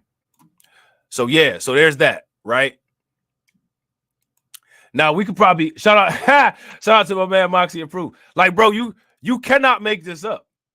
You know what I'm saying? So again, I don't think we need to go into this, right? Shout out to my man Moxie Approved. Yo, if y'all not subscribed to my man Moxie Approved channel, make sure y'all take a moment and subscribe to his channel. You know what I'm saying? Show some love. Now check this out, right? We just gonna go into this. We're gonna show a little bit, right? I was gonna read these articles, but I don't think it's really that important. Hell's Angel members in new Lethbridge chapter. We were just talking about this again. This is Canada, Lethbridge. You know what I'm saying? Right now, look at this. Look at this here. Here goes some more stuff that the Hell's Angels did. Hell's Angels Bakerfield held a man at gunpoint, blinded him in his eye during a robbery. All right. So, what's next? All right, let me see what we got next. This is what they do. Bakersfield, California, right? Check this out. And real quick, if y'all haven't smashed that like button yet, please take a moment, smash that like button. Also, if you guys haven't hit the bell, please take a moment, hit that bell, share the stream to your social media. All right. Check this out right here. My StreamYard is going slow. StreamYard is going slow as hell, so my apologies. KCSO report, Bakersfield Hell's Angels robbed former clubhouse 5 times, all the guns. You know what I'm saying? You'll never hear nothing about this.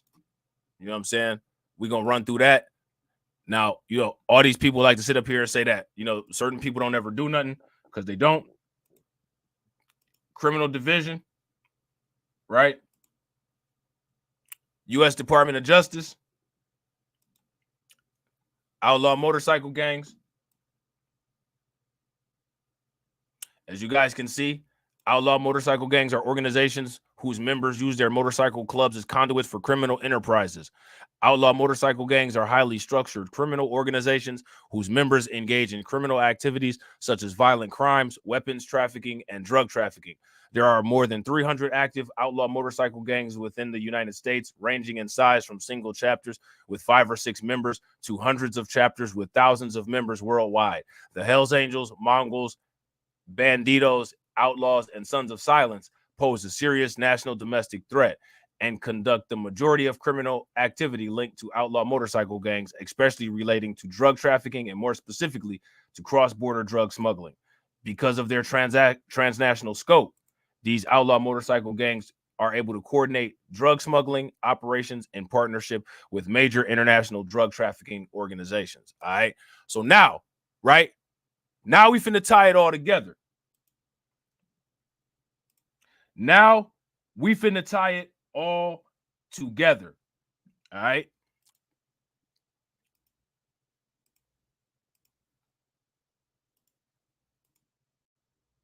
We are about to tie this all together.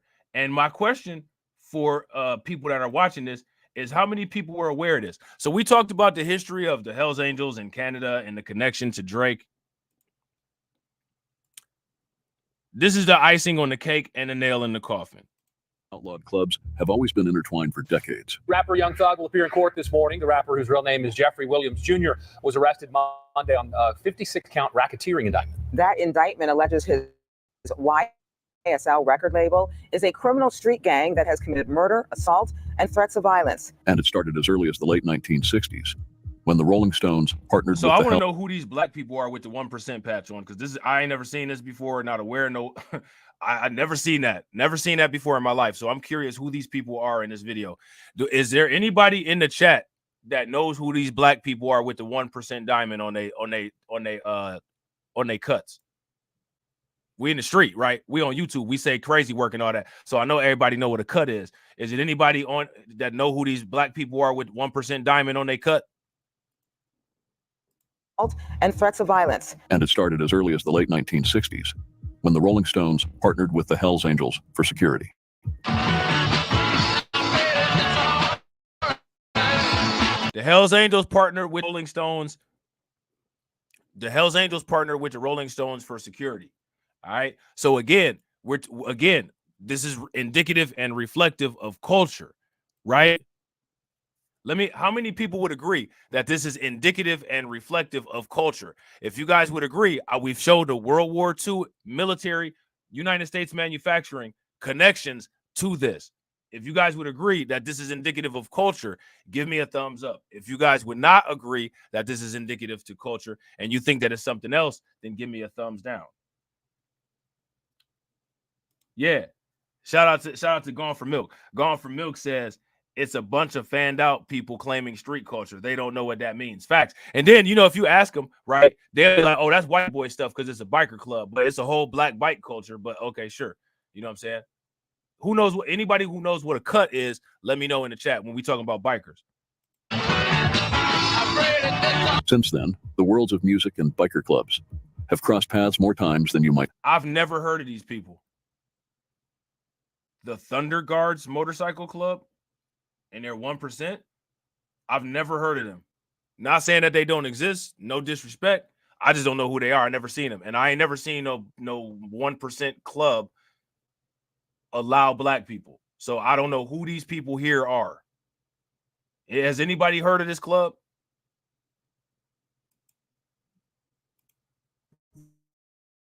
And today, we want to explore the story of a Canadian rapper who has repeatedly dropped hints suggesting an affiliation with the Hells Angels.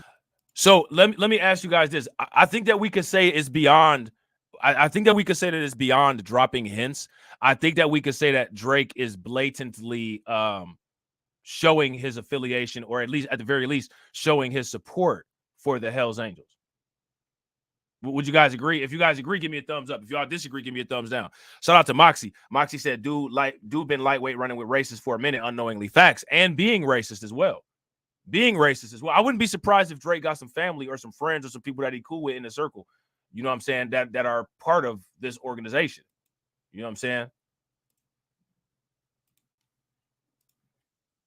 He tends to lean towards the Bloods. He wears red most of the time. Okay. Even at a Blue Jays game, you'll see that he'll have something red, or he'll wear the one that they wear on Canada Day. While these hints went largely unnoticed for years, recent events have brought them into the spotlight, prompting closer scrutiny.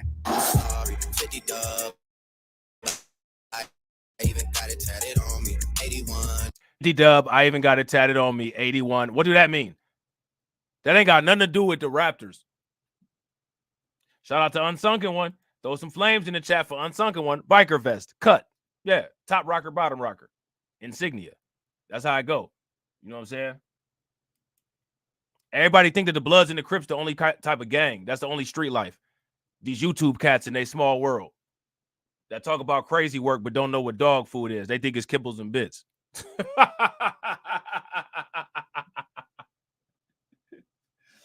You know what I'm saying? They talk about, on these YouTubers sit around and talk about crazy work, but if you ask them about dog food, they think you talk about kibbles and bits or Purina. You know what I'm saying? Noticed for years, recent events have brought them into the spotlight, prompting closer scrutiny.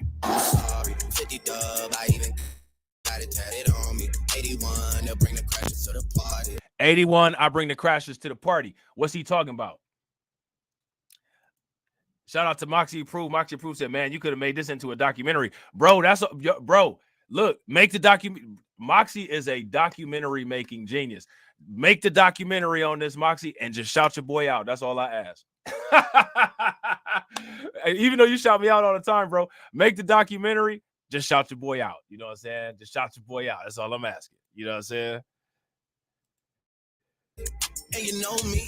With the ongoing longtime beef between Drake and Kendrick Lamar, more revelations have come to light, suggesting that the Canadian rapper is probably in bed with the Hells Angels. It all started in 2018 when Drake released a song he titled God's Plan.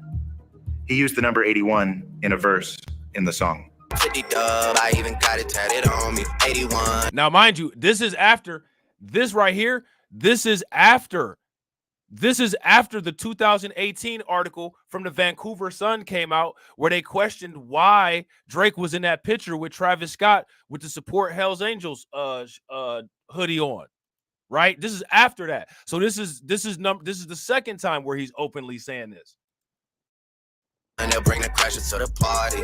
While some saw this as a reference to Kobe Bryant scoring 81 points against the Raptors in 2006, others believe he was repping the Hells Angels in the video. But the 2018 hoodie incident shed more light. You see, how many again? So we talked about this earlier, right? The 2018 hoodie incident. To the people in the chat, how many people familiar with the 2018 hoodie incident? If y'all familiar with the 2018 hoodie incident, give me a thumbs up. If y'all not, give me a thumbs down. The 2018 hoodie incident. Let's go back in time to 21st August, 2018. Travis Scott posts a picture on Instagram featuring himself in Boom. Look at Drake. Look at Drake. August 2018. Travis. There you go, right there. 81. Remember in the song 81, I even got it tatted on me. Now see the Hells Angels support the Big Red Machine. Undoubtedly. Like we've already proven this. This is undoubtedly. There's no going back, suing me, trying to sit up here and say that I'm making stuff up. Debunk anything from my live stream. Debunk anything from this. Scott posts a picture on Instagram featuring himself and Drake. Seems harmless, right? Wrong, because the internet erupted when they noticed Drake's hoodie. Rapper and local sweetheart. You see it? What is that? I want to ask y'all, we're going to verify this and validate this in the comment section. What is this? What is this? He's signing the records. Nobody asking any questions, yo, like, why you got that? You know what I'm saying? You rock with the WS? You know what I'm saying? Yeah, Travis don't even know. But he's so street. But these people so street, though. They in the streets. They telling y'all what to do, telling y'all to live a street life. You know what I'm saying? They don't live a street life themselves. Drake don't live a street life himself. You know what I'm saying? Facts. If y'all agree with Unsunken One, he built like a nano hat, give me a thumbs up. If y'all disagree, give me a thumbs down. Facts.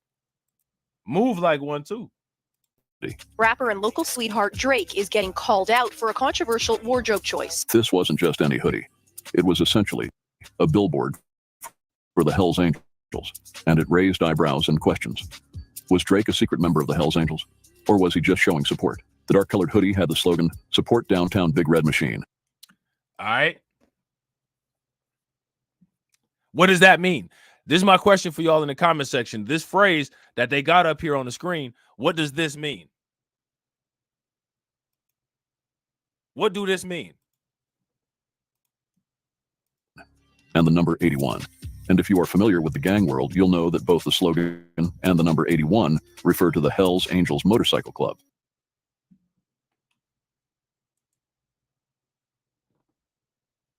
There it is. And again, now mind you, this stuff was going on back in 2018. He wears red most of the time. Okay. Even at a Blue Jays game, you'll see that he'll have something red. Even the mayor of Toronto at the time weighed in on the matter. I don't think anybody should be going and buying, Hells Angel attire and wearing it. This incident happened in August 2018, and at the time, it was mere speculation. Many people suspected that Drake was an undercover Hells Angels member, a quiet member who didn't want to draw the public's attention. Now, the thing is that we know what the bylaws are. We know what the bylaws are, right? So because of the bylaws, there's a very low likelihood that Drake would actually be a member, right? And if he was a member, he wouldn't have to wear support gear. He would wear actual gear, right? So he's just a supporter. Members don't really wear no support gear. They're going to actually wear member. They got authentic gear.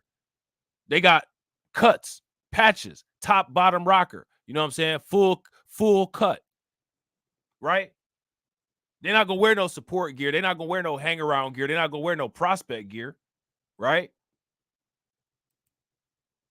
So I don't think that Drake is a member. I think that's kind of that's jumping the gun. But is the association there? Oh, absolutely. Absolutely. Association and membership are completely different, but neither should be ignored.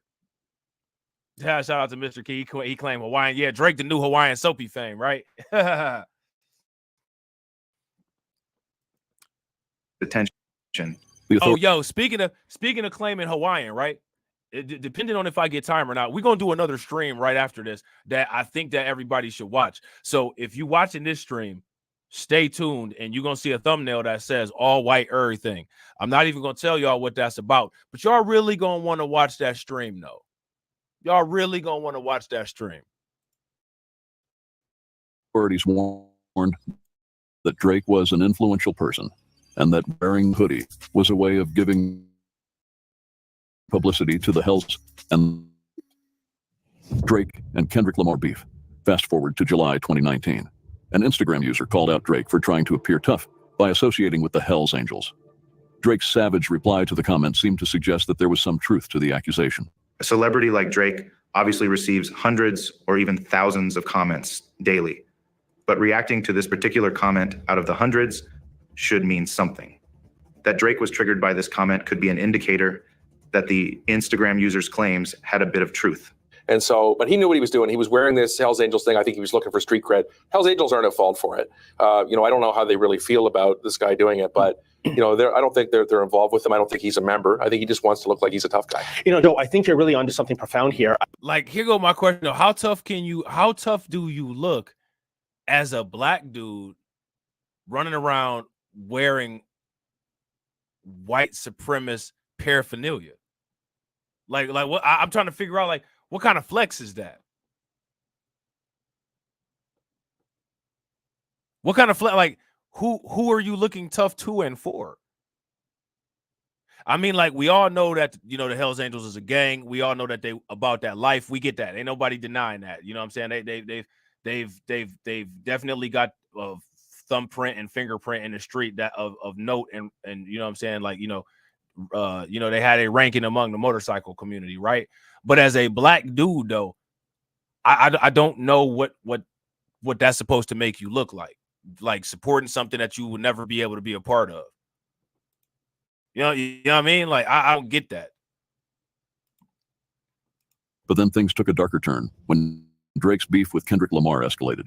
Well, there is a lot to unpack in the Drake and Kendrick Lamar feud. A lot to unpack here. The two legendary rappers going at it all weekend, each making some very wild accusations about the other, and he'll break it all down for us. This is our Monday morning QB himself, Mike News. Good to see you, man. In just 72 hours, they released 5 diss tracks aimed at each other.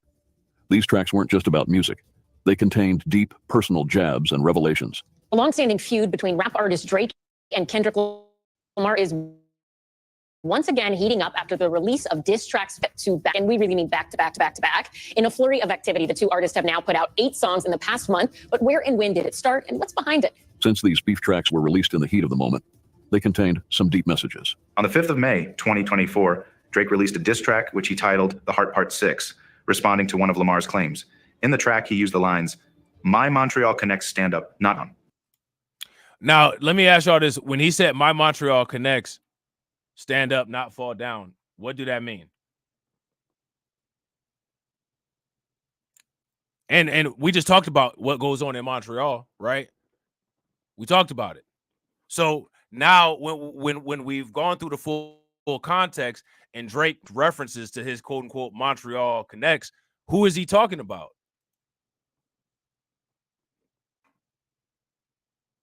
Who is he talking about? The ones that you're getting your stories from, they all clowns. This was a response to Kendrick Lamar, who had earlier claimed on a previous diss track that he had sources in Drake's camp. Drake also mentioned that he had some Montreal connections. It is believed that the Canadian rapper was referring to his contacts in the Hells Angels.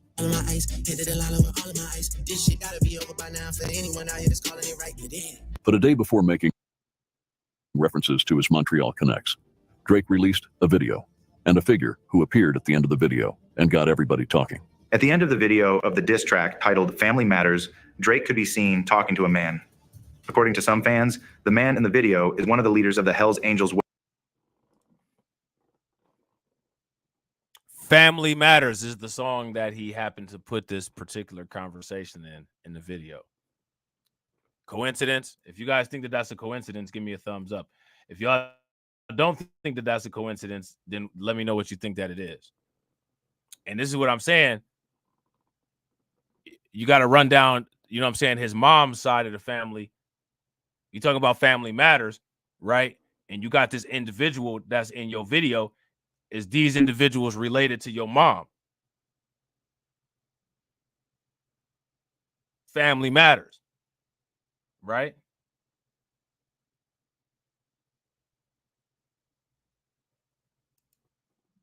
Rapper was referring to his contacts in the Hells Angels.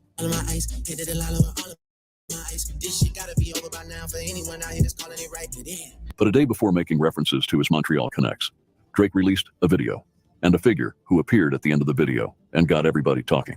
At the end of the video of the diss track titled Family Matters, Drake could be seen talking to a man. According to some fans, the man in the video is one of the leaders of the Hells Angels West End and previously managed a store that sold licensed Hells Angels merchandise. So is it possible that that might be the dude that Drake got that hoodie from? We went over the stores already.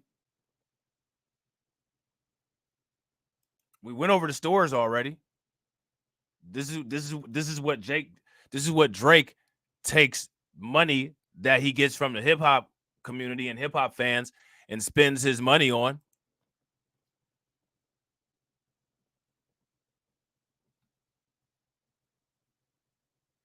What's going on here? What's going on here, y'all? Y'all tell me. According to rumors, the man in the video is Andrew Kernu, a known Hells Angels associate who lives in Bridle Path 2. The Hells Angels are known to be a racist motorcycle. These claims. In fact, black people are not allowed to join the Hells Angels. But George, that's the flex. That's the flex. Mad money for Drake on YouTube out here. Flexing like this. This is the money flex.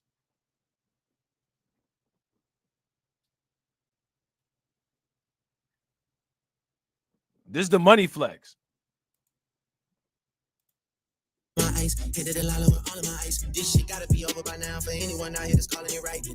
But a day before making references to his Montreal connects, Drake released a video and a figure who appeared at the end of the video and got everybody talking.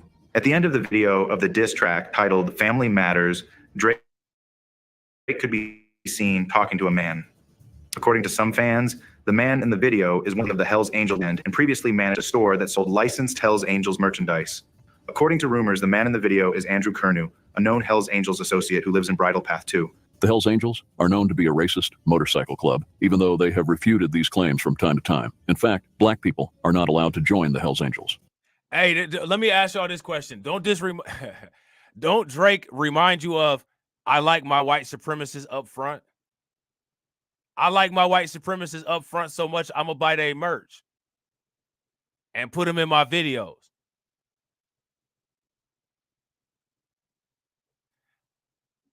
I like my white supremacy in my face so much that I put it in a video.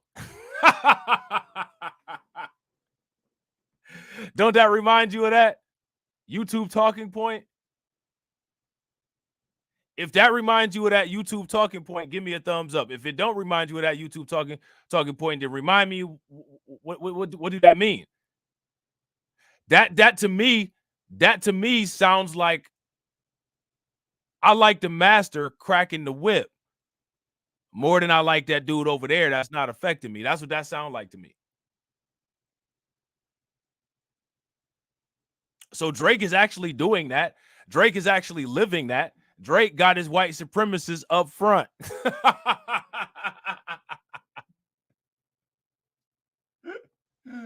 Facts.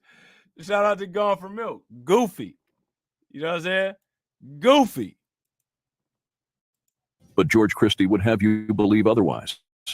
A few days ago, I interviewed a British brother named Peter Triton, and he was an international cocaine trafficker who got caught up in Ecuador and ended up doing a decade in their insane prisons.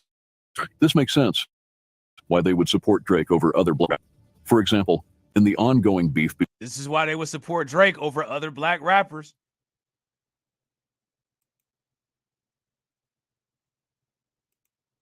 Value chain.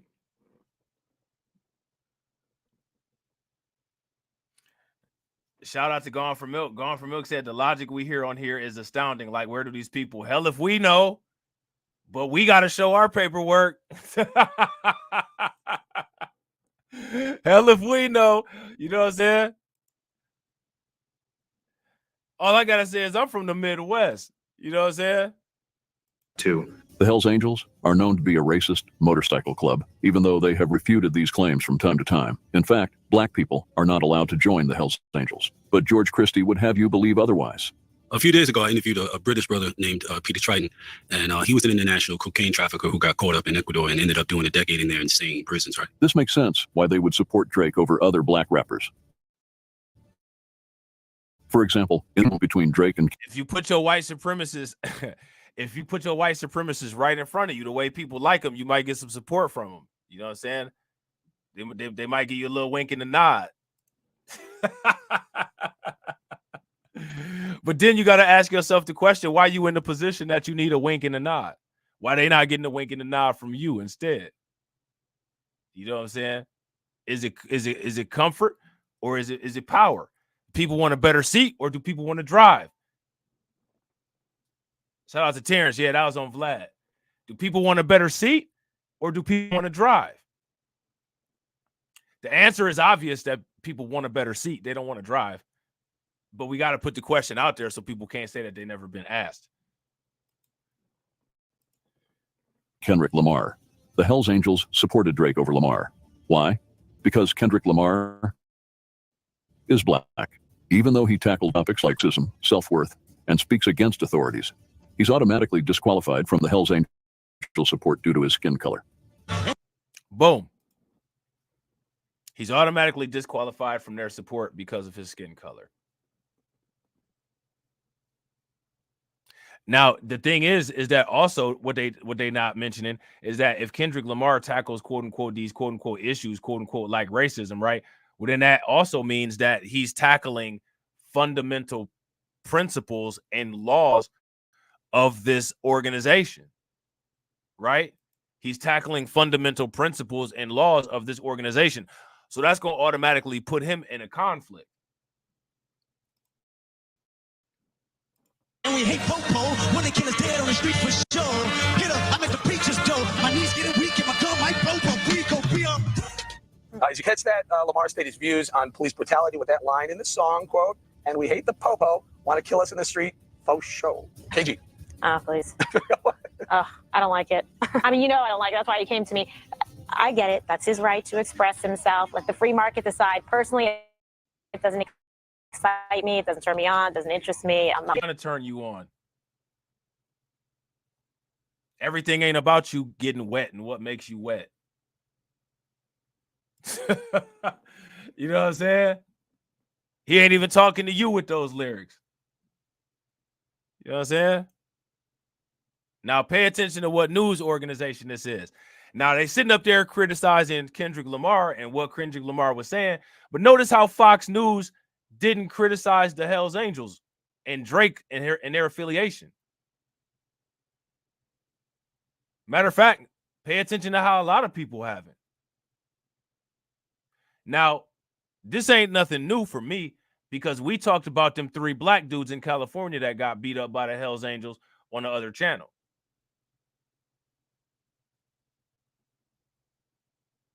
You know what I'm saying? So it is what it is, man. It is what it is. People purposely ignore this kind of information so they can come back and say they didn't know nothing about it later on, so they can indulge in the stupid stuff that they want to indulge in and try to skirt the accountability of, well, why was you doing this? It's an ongoing pattern that's been going on forever. It's the pattern that people will not admit to for voting Democrat for the last 60 years.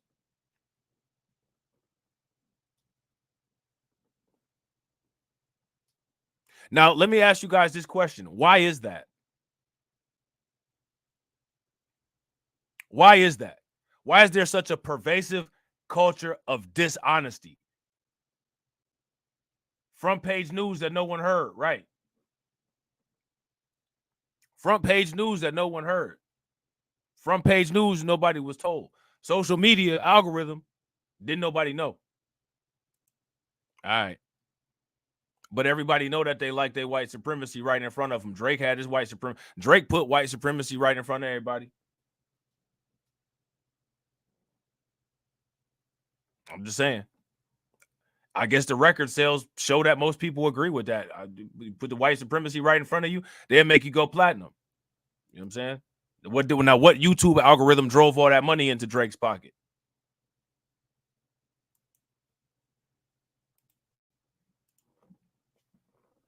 Drake, featuring an alleged Hells Angels kingpin in his video, has established a connection between him and the MC. On the other hand, Kendrick Lamar's color can be said to be the reason the Hells Angels chose Drake over him. But then the whole beef got even worse and didn't look like a coincidence. The Drake House shooting incident, May 7th, 2024. Breaking news out of Toronto. A shooting has occurred outside the home of Canadian rapper Drake. The incident occurring in the wake of Drake's... What accent? Do you guys hear the Canadian accent that these people have? Like they say host and oat, a boat. What accent does Drake have? How do you have a Lil Wayne accent and you live in Canada? How does that happen? Unless you moved from Louisiana to Canada, and Drake didn't. So what accent do Drake have? Can anyone tell me the region of the accent that Drake has? Like people from Minnesota and Wisconsin and Montana, some of them sound they have that northern like Canadian accent. They sound Canadian. You know what I'm saying? Drake don't even sound like them. What accent do Drake have? I'm trying to figure it out. I don't know. I didn't know that there was a Lil Wayne sector of Canada. You know what I'm saying? I'm trying to figure it out. Ongoing beef with fellow rapper Kendrick Lamar. Drake's Park Lane Circle mansion becomes the scene of a violent attack. At around 2 a.m., a vehicle approaches the house and shoots one of Drake's security guards before fleeing.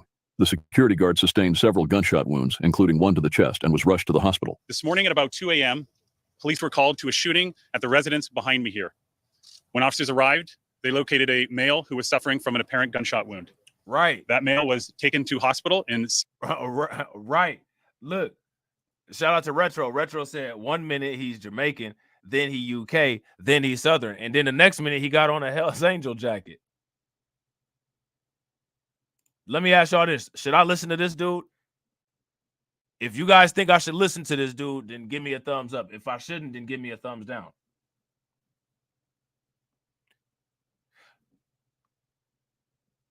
Should I listen to somebody that has never made a comment in here, not even subscribed to the channel? Or should I listen to the people that's in here that are subscribed to the channel and watch the channel every day? They're not feeling you in the chat, KA. So I think we about to just keep doing it how we doing it. My bad, bro. People just ain't messing with you in here. I'm sorry. I don't know what to tell you.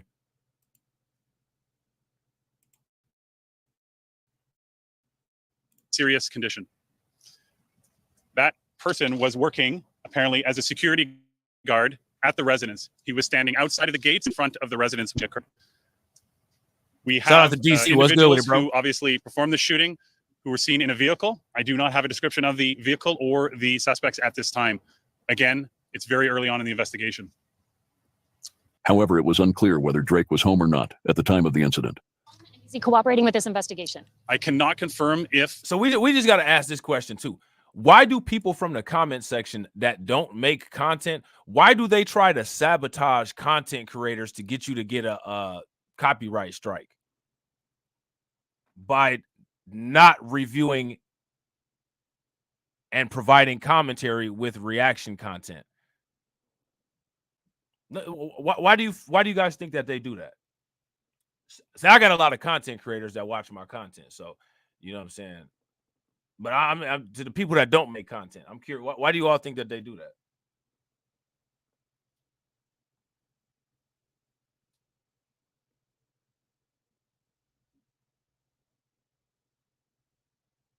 What do you guys think?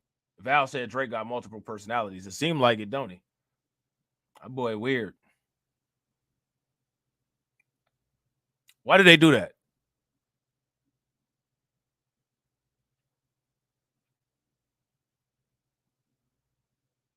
Uh-oh.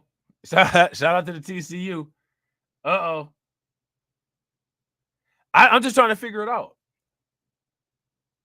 Think about that. That's wild. So we really have to figure out that mind state. Because I think that mind state is part of the problem as to why people move so weird in real life. That's one of the very people that will complain and be like, we ain't got no channels.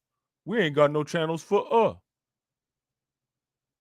we can't even compete with the mainstream media because we ain't even got no channel for But go ahead and break them white man rules, though.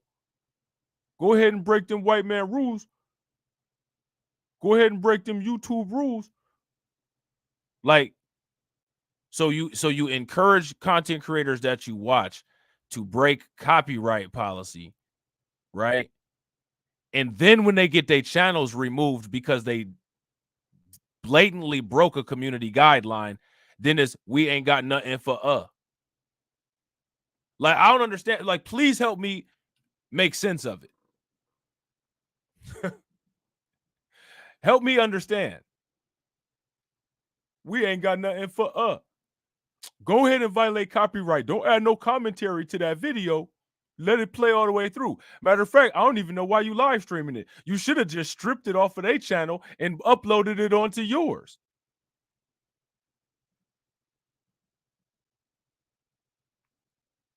Like, I appreciate the suggestion, but nah. You know what I'm saying? Like, I appreciate the suggestion, but I'm good. We're going to do it the way that's worked for me not getting my content removed. Sorry. Now check this out, right? Let's even go deeper. What if every single YouTuber took his advice and then everybody got their channels removed for copyright violations or for re-uploading content? Because that's another thing that you can get in trouble for, is re-uploading content. Could you imagine if everybody followed that brilliant advice? What would happen? No, literally nobody would have a YouTube channel. Ain't nothing for me to watch. Every time I turn this stupid app on, ain't no channels on here for me to watch. Ain't nothing for me to watch. They don't want me watching nothing.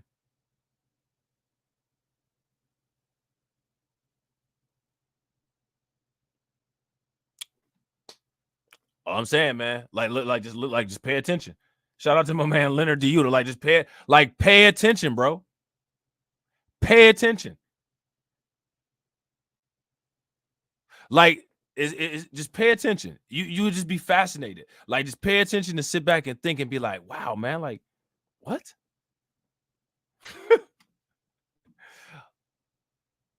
Okay. All right, sure. You know what I'm saying? Bruh, like, why is you pausing the video? Why is you pausing the video? Because of the community guidelines.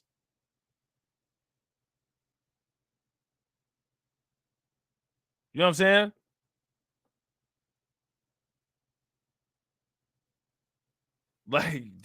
Like how, and the thing that's crazy, like this, you literally hear that often. You see that all over the place. Somebody left a comment in TD's video. You paused the video too much. I'll unsubscribe then. You wasn't subscribed anyway. And if you was subscribed, you need to unsubscribe because you don't come to the live streams. You don't comment on no videos. You don't interact with nobody. You're not in the Discord. What you even here for? I'm going to tell you what people like that is there for. People like that are there to watch. Those are the people that'll watch one of my videos for the first 10 seconds and then find all the information about the topic that I'm talking about and send it to their YouTuber of choice to have them react to the shit that I'm talking about. Them the people that do that. You know what I'm saying? Drake was home at the time the incident occurred, but I can tell you that we are in contact with his team and they are cooperating. But this was just the beginning. Just a few days after the shooting, another incident happened at Drake's apartment. Another arrest has been made at Drake's Bridal Path mansion in Toronto. Footage sent to CTV News shows 3 security guards standing over a man on the property on Park Lane Circle. Police say they were called around 1:30 this afternoon for reports of someone trespassing. Since the shooting happened during the beef, many people attributed the shooting Shout out to AW1. What's good with it, bro? AW1 said, Rob, did you see Dewan checking some dude on his show yesterday? Because if you didn't, then you should. Nah, I didn't see what happened. Give me a little summary of what happened. That's hilarious. People be like, I just don't understand. You know what I'm saying? Like, but I don't even try to understand it. I don't even try to understand certain stuff no more. You know what I'm saying? I just say what I gotta say and keep it moving, because it's not even worth trying to understand certain stuff anymore. You know what I'm saying? To the feud between the two rappers. But this was what the authorities had to say about the speculation. So I am aware of what you're talking about, but it is so early in the investigation that we don't have a motive at this time, and I'll look further on that. Affiliation with the Hells Angels of protection, or was it making him a target?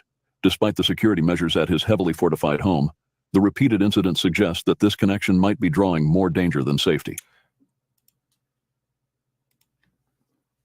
KA says, I'm subbed, bro. If I'm not, YouTube unsubscribe me, bro. Just saying. Well, if you're subbed, which I don't know if you're subbed because you like my content or if you're a hate watcher or what, why do you want me to violate YouTube guidelines so I don't have a channel anymore, or so the video that you're watching get removed? I don't understand that. Can you explain that to me? Because you do realize that we have to stop the videos to add commentary. We have to do that. That's literally in the community guidelines. We can't just play a video all the way through without adding any commentary. You know what I'm saying? That's why people do that. Shout out to Leonard. Leonard said, I never seen this ninja. I ain't right. I know. And I know all the people that come to my videos, bro. You know what I'm saying? We all know each other. You know what I'm saying? It's always the same. YouTube don't never push my content out to no new subscribers. It's always the same people in here. We pretty accustomed to each other. You know what I'm saying? Since the shooting, Drake's apartment has experienced multiple trespassing incidents, raising questions about his safety. So the question we all have in our minds, is Drake joining the Hells Angels for protection owing to his current beef with Kendrick Lamar, or he's just supporting the hood he grew up in? Regardless of his reason, it seems. So now my question is, why would we ask that question if he had to support hoodie on back in 2018? Why would we even ask that question? Shout out to Gone for Milk. Gone for Milk said, man's been ghost watching. KA said, stop. I didn't complain about the commentary. I was like, okay, all right. Well, I'm just saying, we got to do that, bro. You complained about me stopping the video and pausing it and rewinding it. That has to be done. That's a criteria. You know what I'm saying? We got to do that. Listen, let me tell you something. I'm gonna be 100% honest. You want the honest truth? If I was able to just take videos from other places and upload it and not do live, if I could just do that, I found this video dope. I'm gonna just upload. If I could do that, oh, for sure, I would definitely do that, because that's less work. I just put that bad boy in the MP3 uploader and the MP4 uploader. Whoop, whoop, whoop, bloop, blam. You know what I'm saying? Submit, boom, call it a day. I would do that all day long, but I can't. You know what I'm saying? The channel will be gone. That bad boy will be zoop, poof. Channel no longer exists. He just chose the wrong time to align with the Hells Angels. The wrong partnership timing. If Drake is working with the Hells Angels, it might be the worst possible time. There are rumors of a brewing war between the Canadian Hells Angels chapters and the Italian Mafia, particularly the Rizzuto crime members, which is a branch of a New York crime family. This conflict forces various gangs to pick sides, with many likely supporting the Hells Angels due to their dominance in Canadian streets. So now, again, this goes back to what we just talked about with the Rizzuto family and those Haitian gangs, the ones that stole the Bloods and Crips names, that are working with the Italian Rizzuto family and the Hells Angels. Okay. Now, I don't think they're going to go into the amount of detail that we went into that story, but if you're interested in that, you could go earlier in the video and hear the backstory on that. This is not one where you sit on the fence.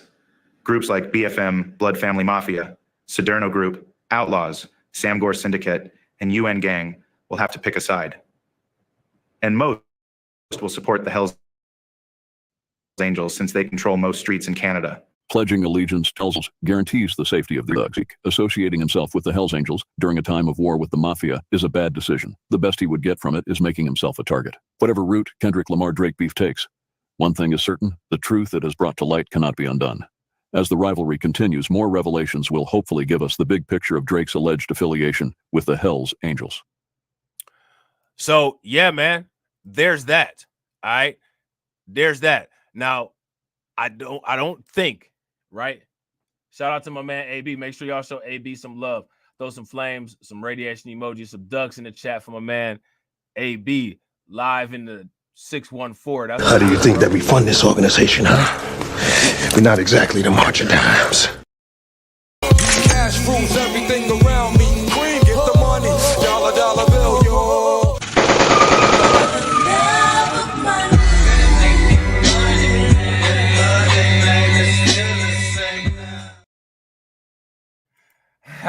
Shout out to Leonard. Leonard said, I sent someone in the chat dipping their French fries in milk. I don't know why anybody would do that. I don't know why they would do it. I don't know why they would do it, man. That's disgusting. You know what I'm saying? Shout out to KA. KA said, bruh, I'm sub. Stop. UNTD coming my stream day. Okay, I believe you.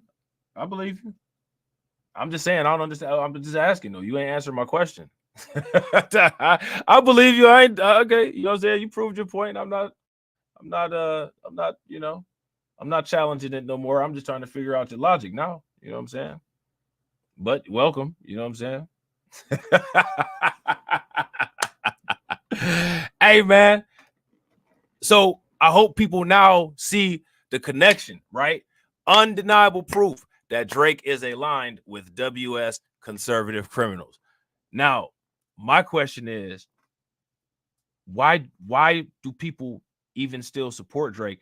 And why did it take this long for the hip hop community to call him out? This is a failure, if you ask me, on a part of the hip hop community. You know what I'm saying? Shout out to Brad. Brad said the music labels getting took down too. Major stuff happening down here. Right? Oh, yeah, for sure. For sure. I'm trying to figure out what's up with the hip hop community, though. How they miss that? Or did they miss it? You know what I'm saying? How'd they miss it? The interesting webs we weave. You know what I'm saying? The interesting webs that we weave. So shout out to everybody that's here, man. I appreciate it. I'm going to shout out to stream sponsors. We had 8 stream sponsors. Make sure y'all show these people some love because they're the people that keep the lights on. Shout out to my man, THPP Network. Make sure y'all go and check their channel out. Definitely appreciate it. Shout out to Get Noticed with Nikki. Definitely appreciate it. Shout out to Hurricane IQ, standing on business for 11 months. Shout out to AW1. Definitely appreciate it, bro. Shout out to John with the 14 months of membership. Shout out to Gone for Milk with the 12 months of membership. Shout out to Brooklyn Queen with the 11 months of membership. And shout out to my man AB live from the 614. All right. Don't move a muscle. Let the music play all the way through. It'll take you into another stream window, which might not be the next stream. We'll see. You know what I'm saying? I might do this other stream. Now, the other stream that I do is going to be the members only stream, but it's going to be members only chat. So members will be able to chat, but when it's done, it's not going to be live public. But y'all going to want to watch the stream because there's some interesting information on here. Shout out to Michael R. Do you know how to do the membership milestone chat, don't you? I don't know how long you've been a member, Mike. I think you've been a member for let me go check real quick. If y'all haven't hit that like button yet, take a moment and hit that like button. We about to see how long Michael been a member for real quick. Let me see how long Michael been a member. Y'all got my computer working in overdrive. You know it already be about to it already don't be doing good. Let me see. Hold on. Let's see. Where are you at, Michael? Let's be 27 months. Yo, shout out to Michael. 27 months. Michael been a member for 27 months. Make sure y'all show him some love. That's standing on business for real, for real. Make sure y'all show him some love. That's definitely standing on business for real, for real. Shout out to my man Kiko. Make sure y'all show Kiko some love. Throw some flames, some radiation emoji, and some ducks in the chat for Kiko for the $5 super chat funding the organization. How do you think that we fund this organization, huh? We're not exactly the march of dimes. Cash rules everything around me. Queen, get the money. Dollar, dollar bill, yo.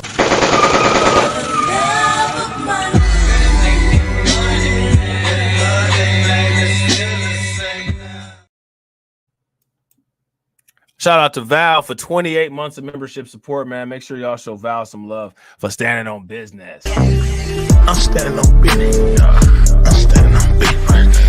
I'm standing on business. Shout out to my man Kiko for being a member for 6 months.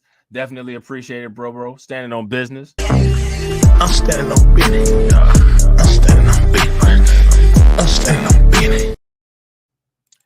And shout out to Carla for standing on business for 28 months, man. Check out the longevity, man. That means something. Definitely appreciate y'all. I'm standing on business. I'm standing on business. I'm standing on business. And y'all know what that means. And as always, ladies and gentlemen, walk up in the life. Yeah, I'm really talking my shit like I'm really him. Hold up, look, walking this bitch like, hey. Yeah, I'm really him. Talking my shit like, hey. I'm really him. Don't believe me? Come and see me. Got 3 wishes from my genie. Now I'm on your local TV. Y'all on tour. Got demons. Say she wanna come and see me when I'm in a local city. I'm like, pause though. Please step aside so they can see me. And I walk up in this light. Yeah, I'm really him. Talking my shit like I'm really him. On God. Walk up in this light. Yeah, I'm really him. Talking my shit like I'm really him. I'm the realest from my city. That's on my knee. That's on Kiwi. That's on mama's. Niggas don't believe me. Come and see me. I been dodging all the fade. All these working broke, but I been getting paid. All that know me from the street. Flexing for what feature? That's like every other week. Talk behind my back. I kick my feet up, have a seat. Cause at the end of the day, all these watching me as I walk up in this light. Yeah, I'm really him.